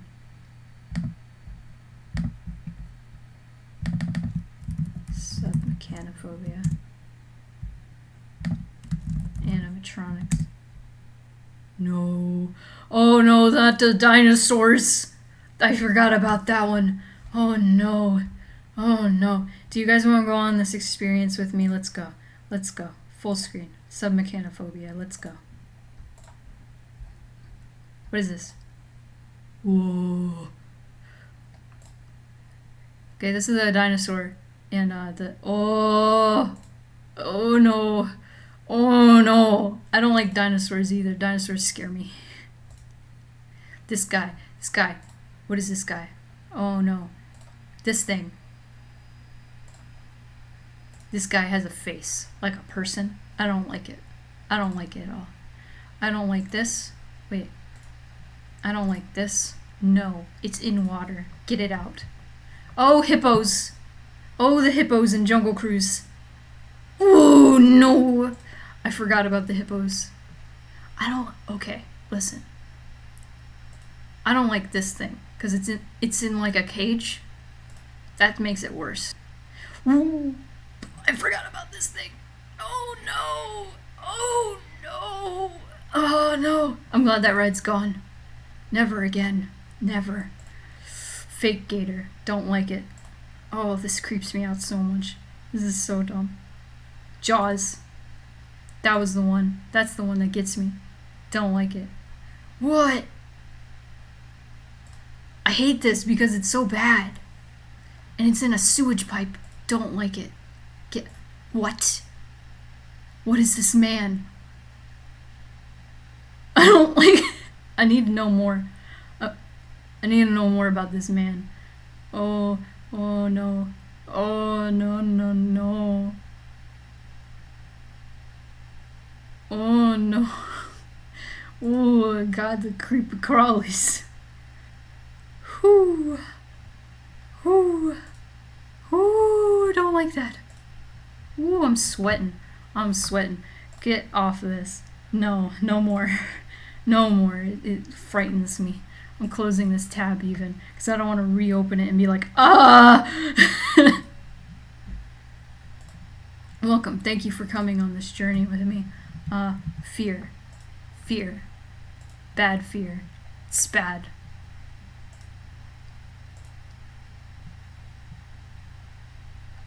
You're loving these funky guys. Trans rights. I love them, but I hate them. I'm okay. I don't know what it is. I don't know what that is about things, animatronics, especially bad ones underwater. Ooh. I think there was like a point on Jungle Cruise where you like turn around and there's like a fake gator with its mouth open at you, and I was like, oh no, I'm gonna die. Oh no, I'm gonna die. Oh, the hippos. Was there something? I feel like there was something in Pirates of the Caribbean, like the ride, obviously. I don't remember.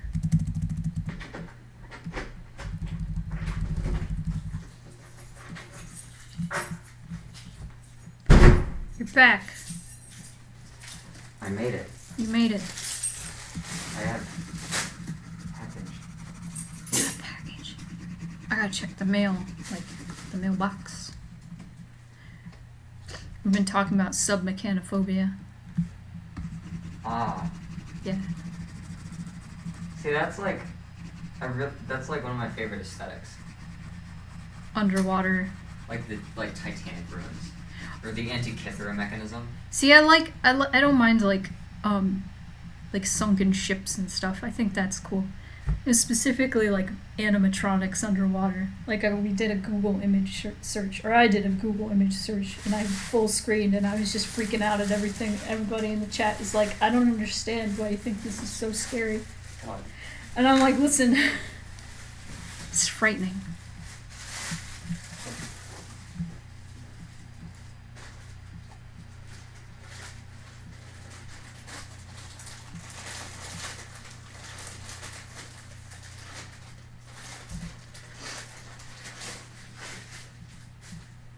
Pants. You got pants. Pants achieved. They're long. I accidentally ordered something on Wish the other day. It was funny. Something was just in my cart, and I was like, wait a minute, how much is this? And accidentally hit purchase. And then it was like, your purchase is on your way. Oh my and God. I was like, oh. So I'm gonna get a turtle to wrap my headphones around. Pretty excited. A turtle? Yeah. Oh, like one of those like Apple Car things? Yeah. Oh. It's a turtle. Nice. You can stick it to your phone. These are actually like perfect. Nice. Pants. No pants. These are just great.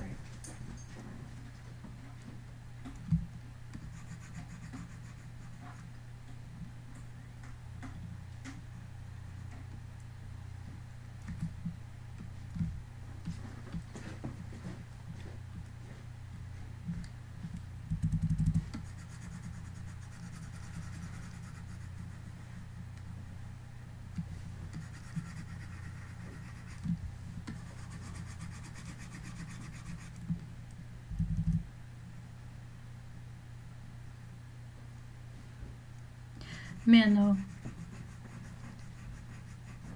I remember I was telling fucking therapist forever ago about like my weird neurotic posters on the wall thing. I explained that whole thing to her. I was like, I don't know, I just feel so neurotic. And she's like, listen, everybody has that weird childhood fear that kind of just sticks with them. Or it takes a while to like get out of your system. She explained to me that the Thriller music video terrified her as a kid, especially the part at the end where Michael Jackson turns around and his eyes are like red. She like couldn't handle if somebody's eyes were like weird in a show. She'd be like, ugh, ugh. Or somebody had their back turned and was about to turn around, she'd be like, nope, can't do it.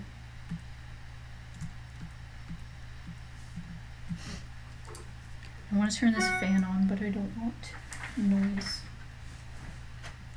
I'm just working up a sweat. Sweat.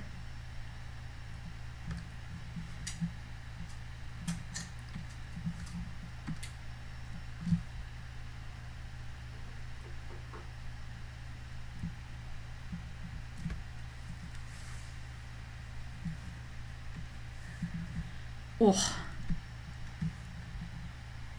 Grin.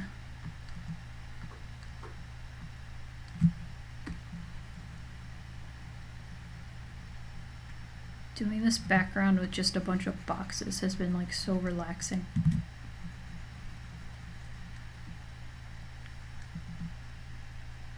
There's an episode of Cartoon Network show called The Cramp Twins, and I was petrified of it as a child. I saw it the first time late at night while I was suffering a migraine.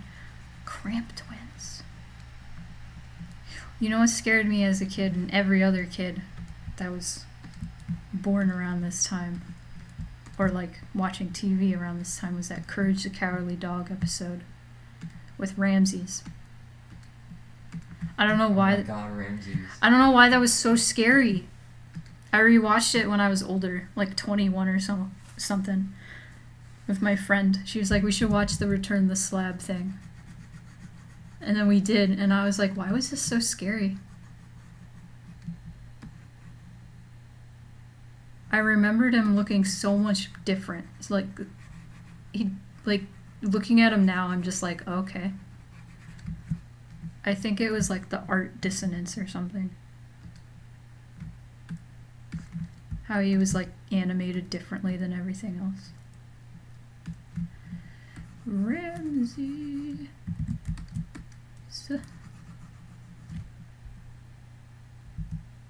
It's about a legend the kids in the neighborhood heard of an old man ghost who owned an ice cream van that came through the street looking for kids to lure in, and he'd pull out their teeth because he didn't have any.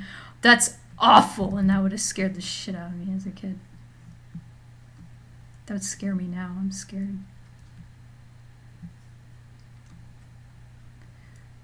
Courage the Cowardly Dog is so good.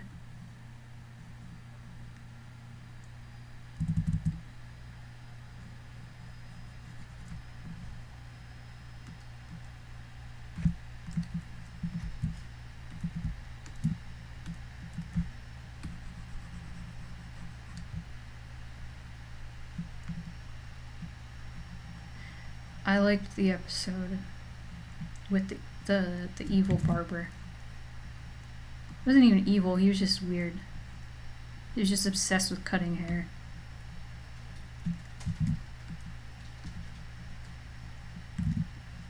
Freaky Fred, that was his name.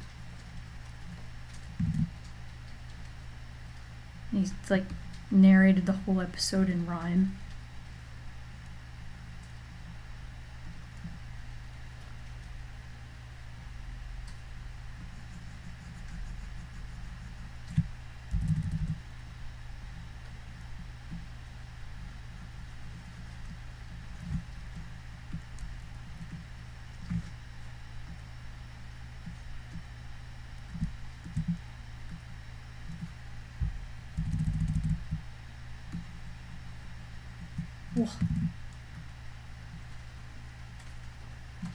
I did see the reanimated of that episode.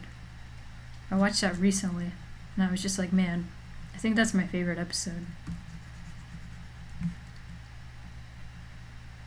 that I ever watched.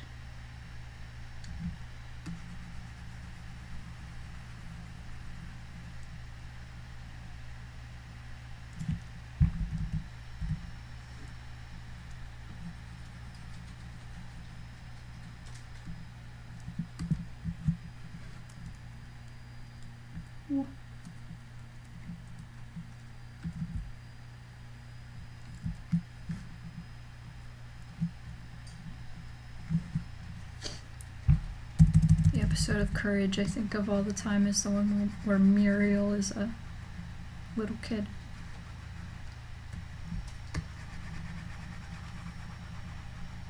And she's just like, more macaroni.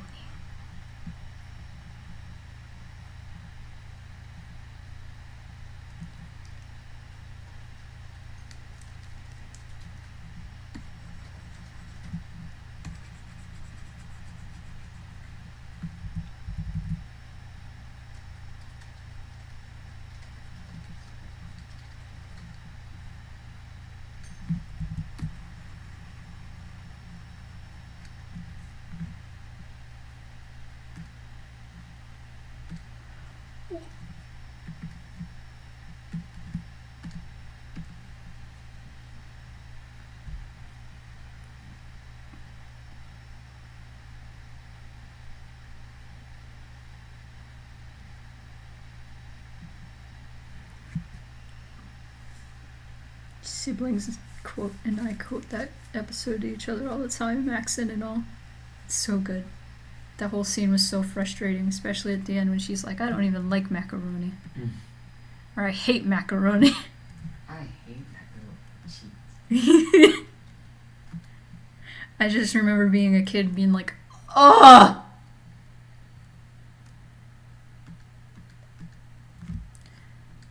Because one, why go through all that? And two, who hates macaroni and cheese? Heathens. Yeah. Like even if you're vegan, you eat vegan mac and cheese. You can't not eat mac and cheese. You can't just forego mac and cheese. Yeah. I have known people that just hate cheese, and I don't get it.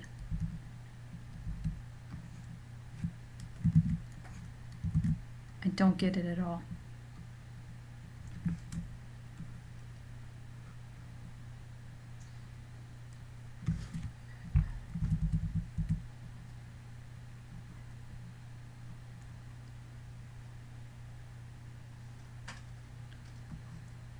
I don't remember any episodes with UFOs.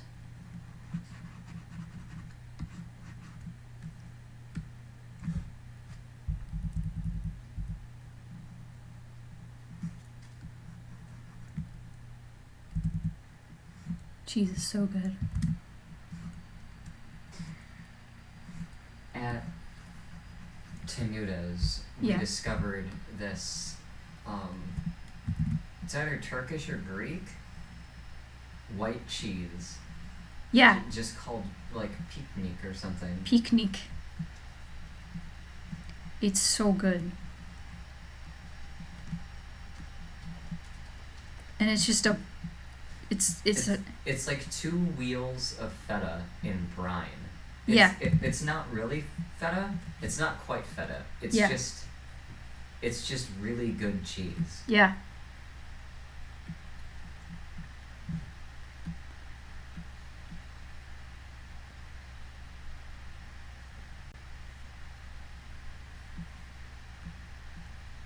Next visual novel I do, we're just going to use pictures and I'm going to posterize them.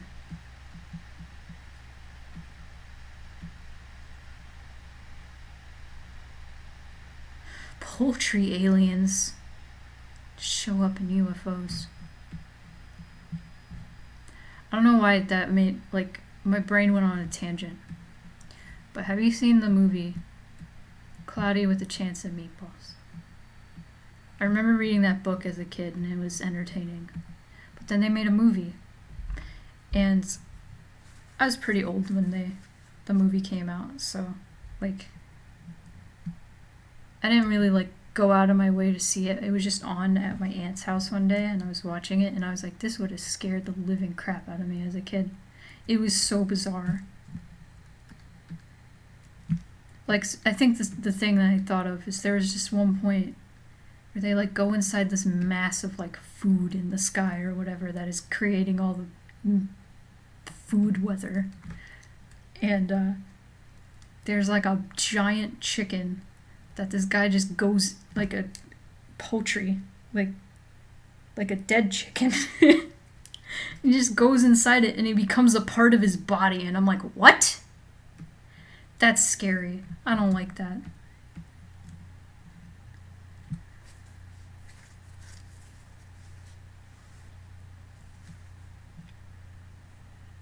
In Greece, I had fried cheese a couple times, and I still think about it all the time. Saganaki. Ooh. There's also mozzarella sticks, so that's fried cheese. It's good.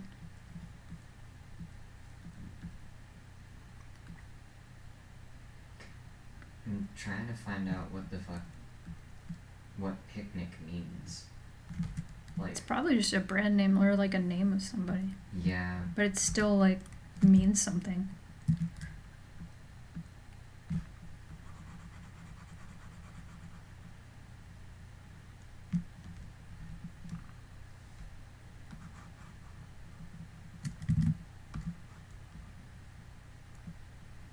Because the brand is Dairyland.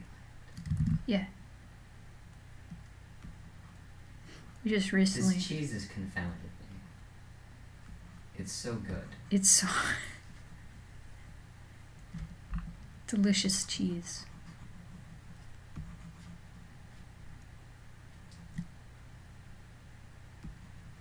Oh no, I'm on the wrong layer. I hate it. Stop. There we go. Saganaki and halloumi are both super, super good.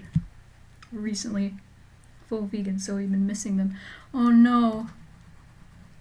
I knew you were a vegetarian, I didn't know. Vegan.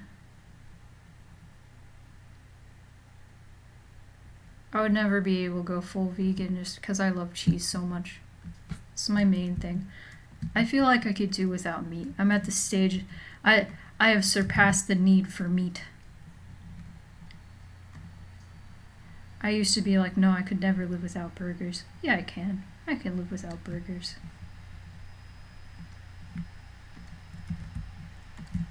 They're pretty good, but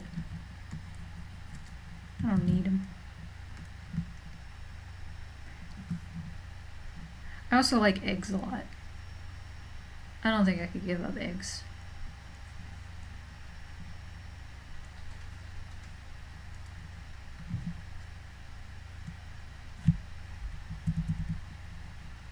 Ugh. My friend is vegan for dietary reasons, and I've learned how to make many a vegan thing so they can eat with me.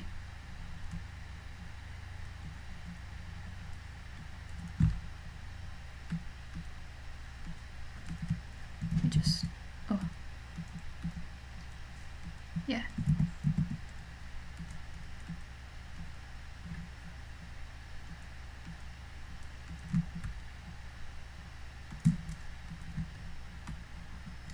No.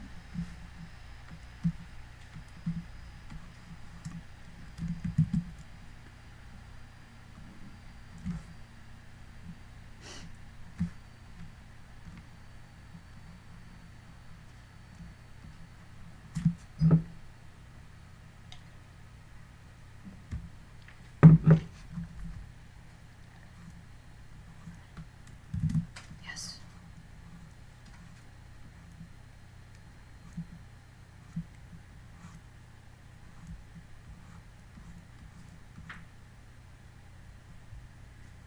I love burgers, but it's not the meat party that makes It's like the whole party, baby.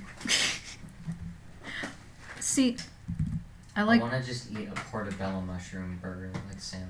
Ooh. Just like one of them big ones. Ooh. Stuffed mushroom just on a burger. Yes. See, like, yeah, like Sylvia said, it's not just the meat, it's like the whole thing that's good about burgers. So like when we had that Beyond meat for the burgers, that was like satisfying enough to me that I was like, hell yeah, I could live with this. Yeah, that was not bad. That was pretty good. That Beyond Meat doesn't work for like Asian cuisine though, unfortunately. I gotta try some like mushroom Swiss on a burger. Beyond Burger. I love Beyond Meat. It doesn't quite taste like beef, but it's something. It has like, the texture. Good. Yeah, it has the texture that I want. It's an interesting experience. Yeah. One of the things about like, I like food because I like novel experiences. Yeah. And there's so many like weird kinds of food. Yeah. But like, where was I going with that? I like trying a lot of things. I like cooking a lot of things. And one of the most interesting ways to like have more variety is if you actually like limit yourself from certain things, because then you're forced to like find creative or like less common like ways of doing things. Yeah. And just, it's one of those things where like I don't like thinking about cooking, like vegan cooking is just like using a bunch of replacements for non-vegan things. Yeah. I like to think about like what whole ingredients can I combine like in and of their own right to make something that's good. And like the Beyond Meat, like that, it is like a meat replacement, but it's also just like a different way, like cooking with it. Mm-hmm. Is like you kind of have to know what it's good with. Yeah. How to like support it, and it's different than beef. Cooking with ground beef scares me though. Yeah. Because it's ground meat. Like there's so much risk if you undercook it. Yeah. It's true.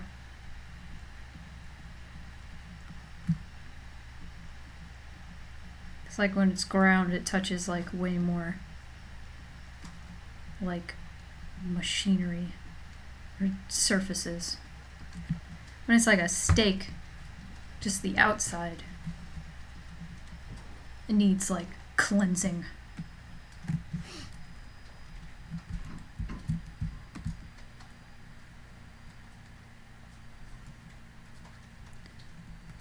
Cooking with meat can be dangerous.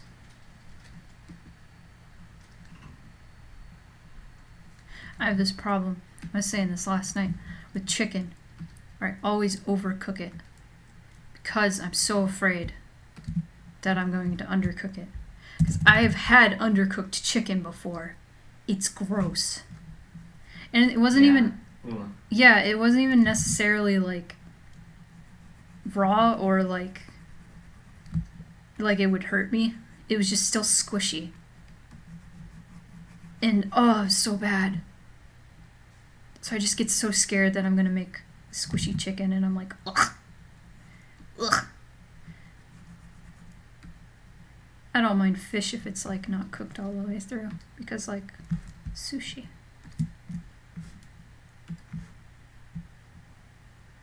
Chicken's like, it's like fleshy. Yeah. If it's not. Yeah. Cooked. I've had that before. Oh, it's so bad. Oh, it's so bad.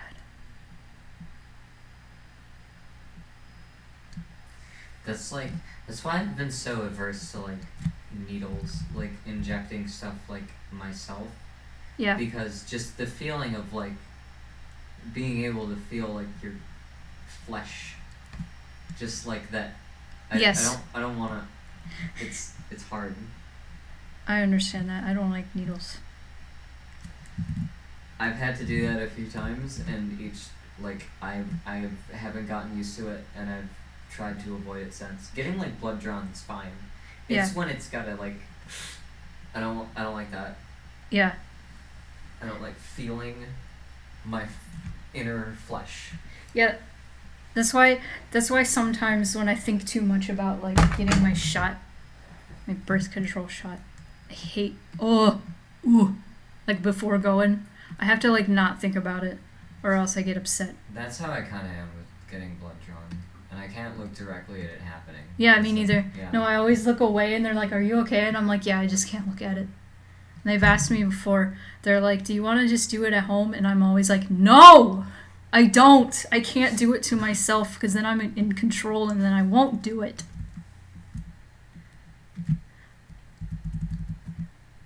All the trans men who fucking just give themselves their own tea. I'm like, how? That's absurd. How do you do that? How are you okay with that? Strong. I hate needles. Also, I'm so sorry. I forgot that, Cal, you're like really squeamish about needles. I will not talk any further about this. At least we didn't go super into detail. Whoa. Okay. Ooh.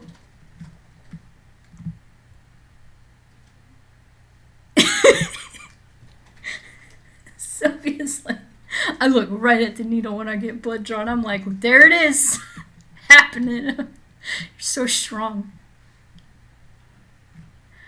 Lord. Hi, Moopai. I'm still streaming. I'm just going. I should probably stretch. I'm dissociating this whole conversation. Don't worry about it. I'm sorry. It's hot.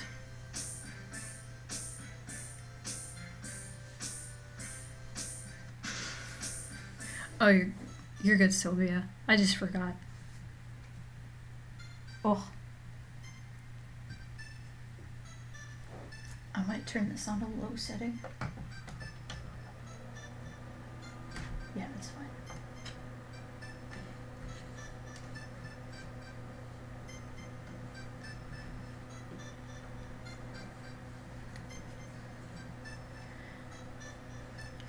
Yeah.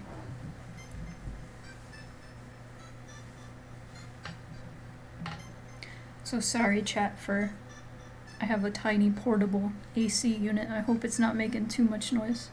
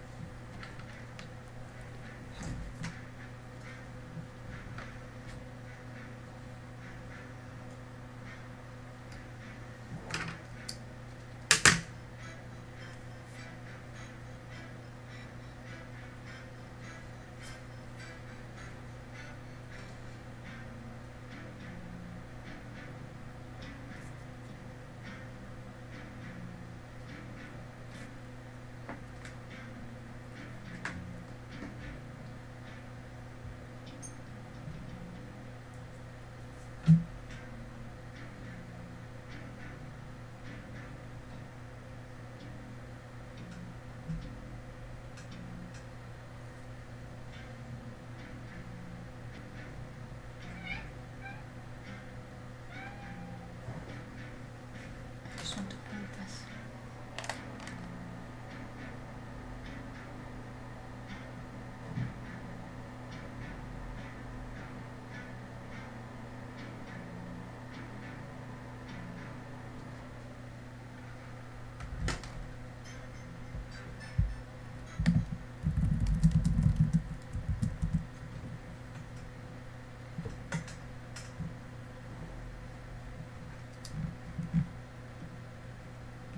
I am a Floridian. I should be used to this heat.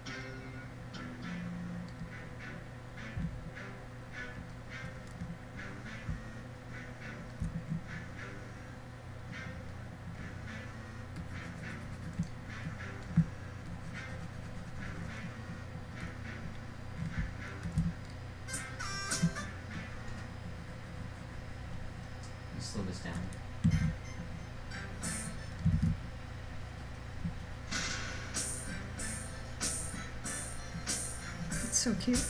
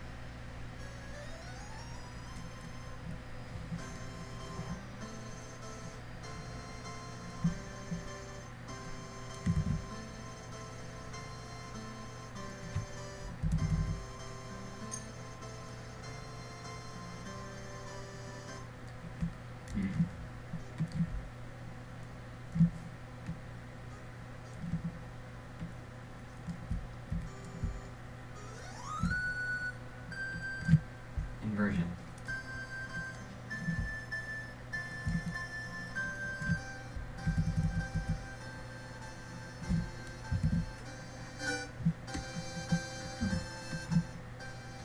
No.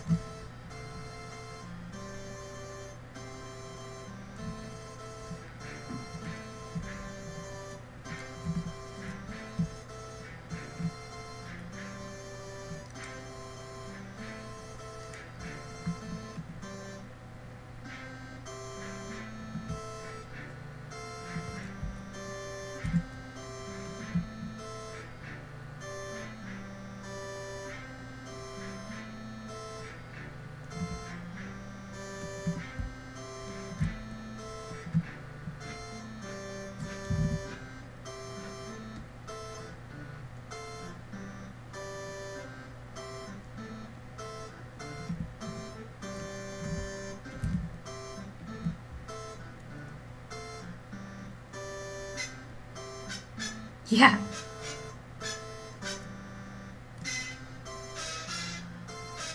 God. So much. I gotta figure out how to do transposition.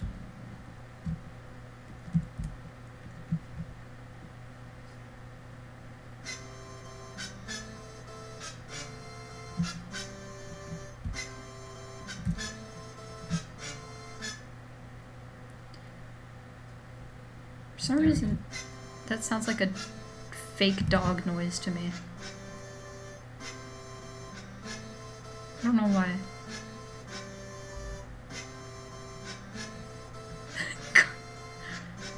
Clown music.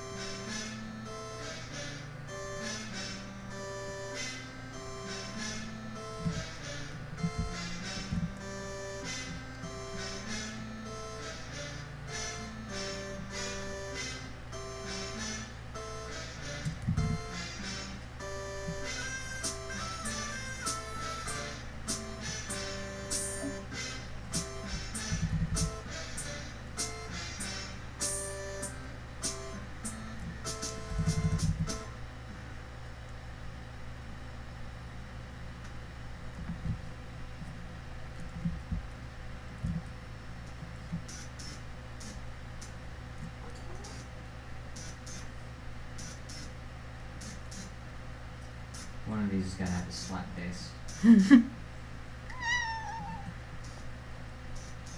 You're not part of this song, Moon Pie. Not yet. It's a threat.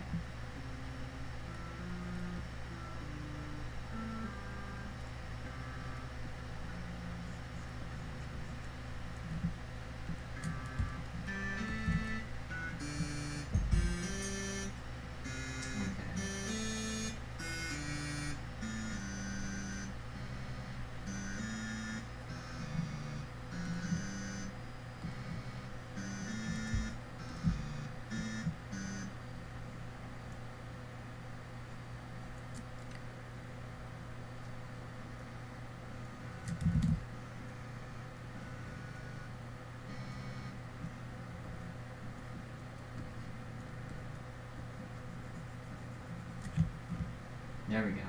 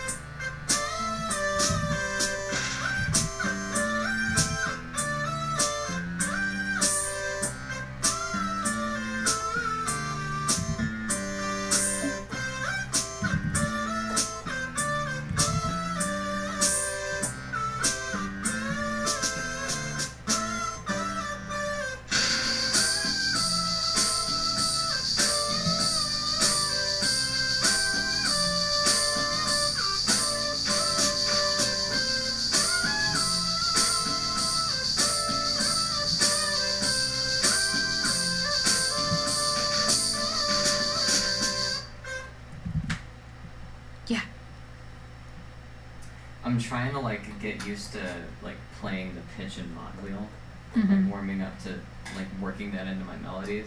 Yeah. Cause I'll like forget what I'll forget what key I'm supposed to go to Yeah. when I'm like bending. So I'm trying to like internalize that. I get you.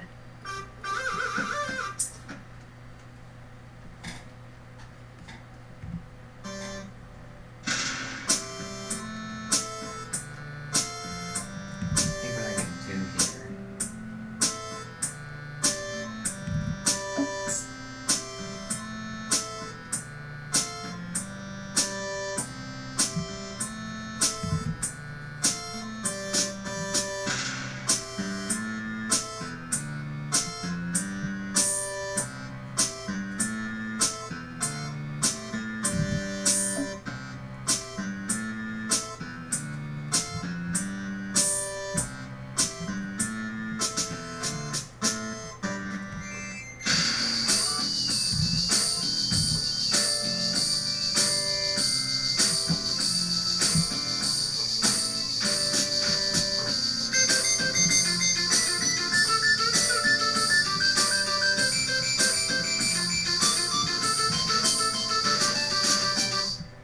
That's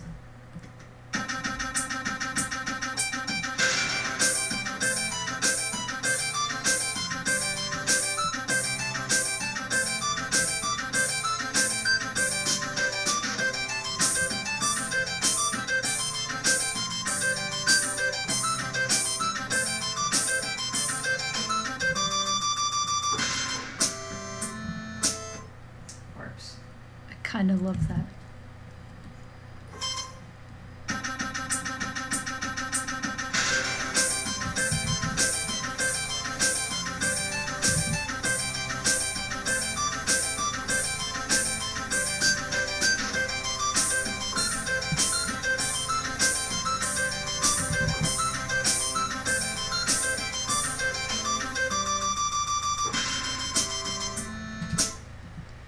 That's so chaotic.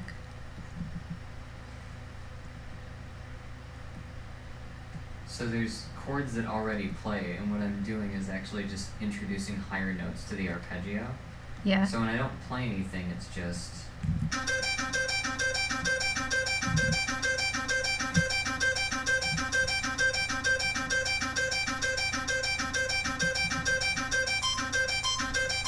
So it just adds that. So if I just add one note to the top of that sequence, Mm-hmm. it becomes.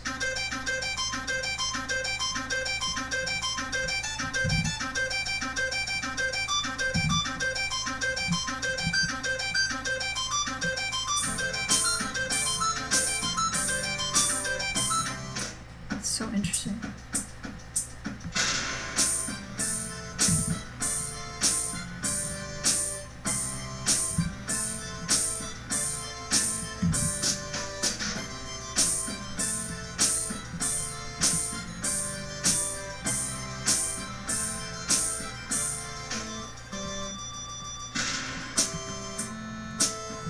Send it to the widener.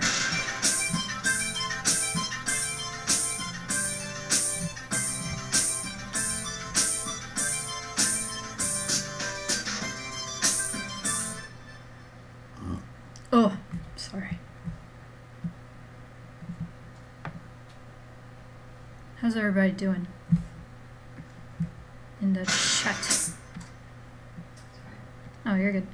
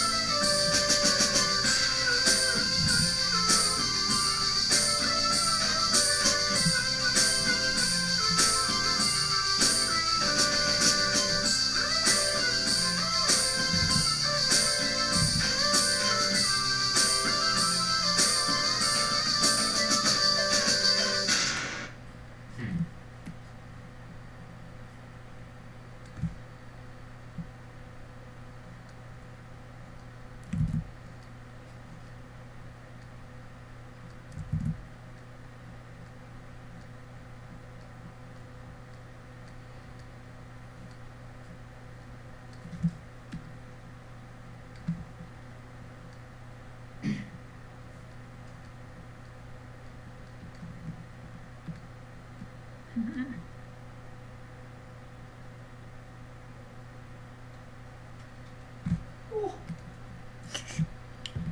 adding like cobwebs and shit Nice. to make this look, I guess. Crap, what is the word? I guess not touched in a while. There's a word for that. I don't know why I can't think of it.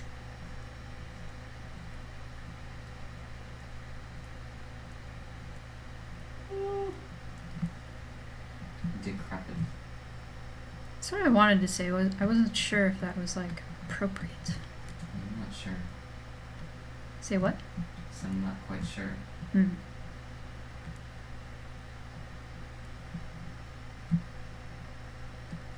I think decrepit's the one, the closest.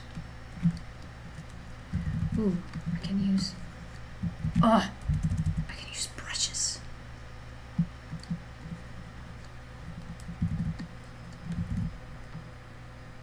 Neglected. That's it. Neglected. That's a word. Thank you, Hayes.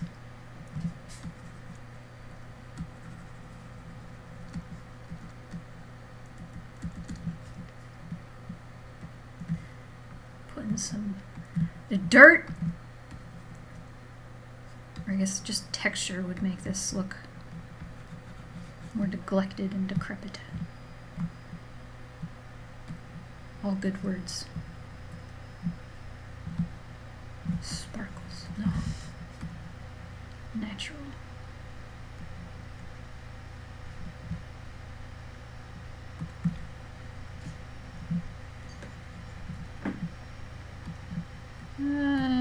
This.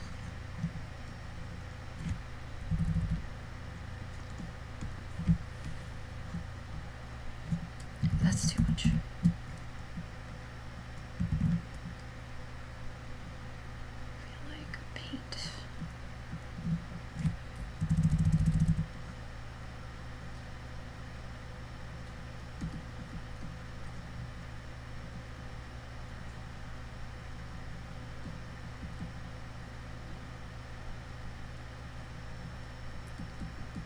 Water damage. Yeah.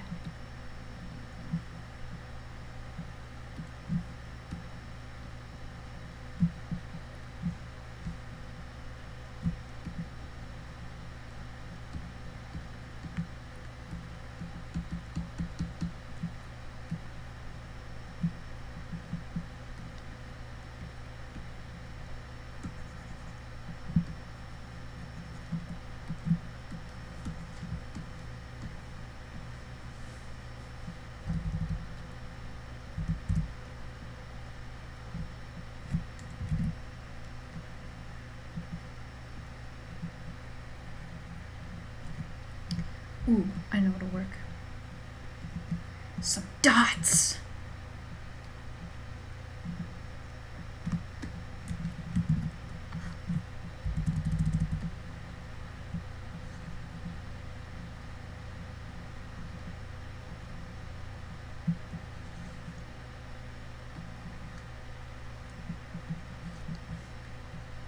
Clouds of dust. Wait. That's too much. Okay, hang on. Okay. Duplicate. Whoa, okay. And then blur.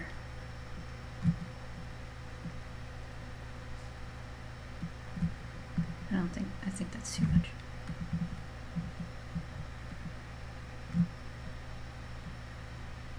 Nah, that's too much.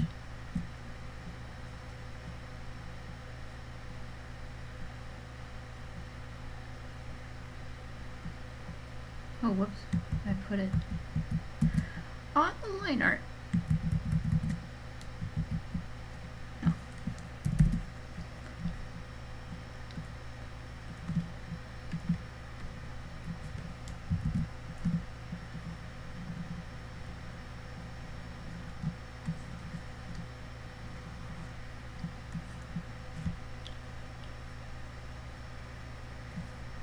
Okay. Now blur.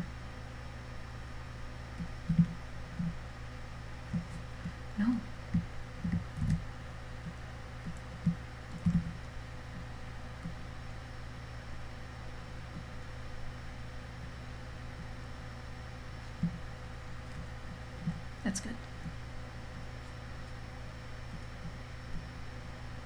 It's dusty in here. Okay, I think my background's done. I did it.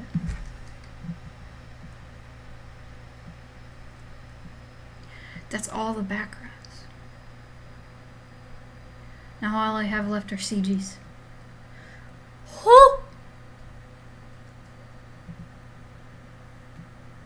I haven't saved this whole time. I'm a maniac.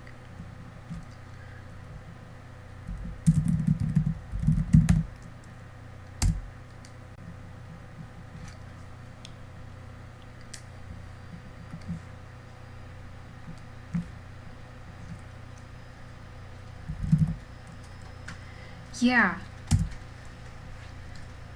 Pretty soon coming up, I won't be able to do like stuff in game on stream because it will be too spoilery. So I'll end up doing like promo art and stuff. Or just like sketches of the characters and we can have like a Q&A or something. Something. Or just chill as I draw characters. Be fun. Ooh. Or once we reach the milestone and we can do game cameos, then you can watch me draw the game cameos on stream. Heck yeah. If you haven't played the demo yet, by the way, I'm pretty sure everybody in the chat has. Shoot, I should link in the chat. Oh. You know what? I should really pin that tweet that has the link to it. There's that video on my YouTube. You can send it to people, and then they can play my demo. Ah! Eventually, I want to get it on like Steam, and then you can just. I don't know if Steam has like a demo function thing where you can download a demo. They gotta. I can eventually get it up on Steam so you can like wishlist it and then be notified when it comes out. That's what I want to do. I have 15 minutes left till 6.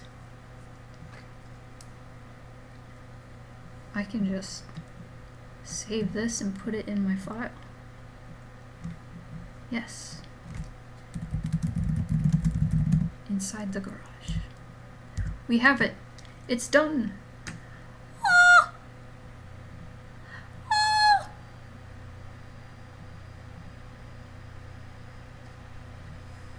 Yes. The background? Yeah. Okay. Oh, nice. Just done.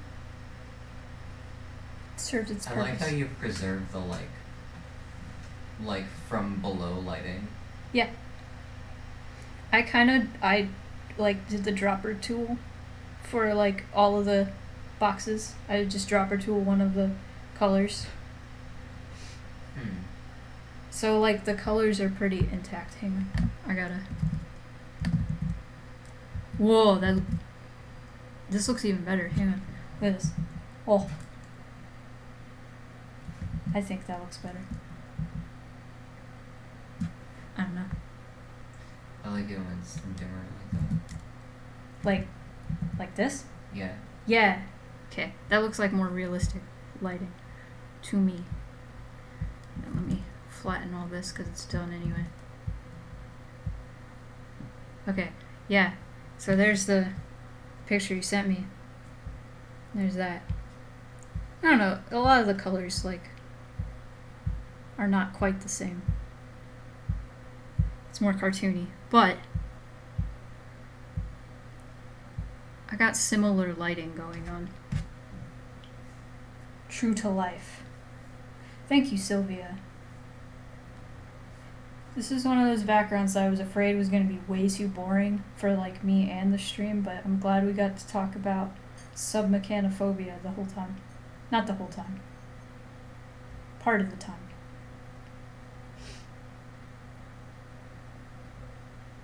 Moonpie's getting antsy, wants me to feed her, but she's got 15 minutes. Ooh. So, what did I have to talk about before leaving? Oh boy. I mean, I guess I already said that I'll be doing like promo art or sketches of characters, and we can just kind of chill, hang out as I work on that. Because most of the other art that I have to do in the game is spoilery, and I don't want to spoil the whole game for all y'all. So I said earlier in the stream when I first started off that my next game stream is probably going to be my last for a bit, just because I want to take a break and like focus more on mixed feelings before it comes out. And yeah, I think like once I finish mixed feelings and it comes out, since a lot of like my tiers on Patreon are like kind of dependent on mixed feelings, I'm going to focus probably on Fandemonium again for a bit until I want to like work on the next part of mixed feelings. But I could probably do a few videos for Fandemonium in between that. And yes, still have the cameo tier and stuff. Heck yeah, cool beans. Guess I can close out stream 10 minutes early. I mean, technically we're 50 minutes late because normally I end 2 hours in, but I was in the zone and I wanted to finish this, and it turned out pretty cool. So, thank you everybody for coming, sticking around. If you haven't played the demo, play it. It's on my Patreon publicly. It's the first post that comes up when you go on Spoony Cat on Patreon. I should link it in the description for this stream for people who come back and watch this stream. I'm going to do that right after I log off. Cool. Yes. Have a good night, everybody. Good night. Good night.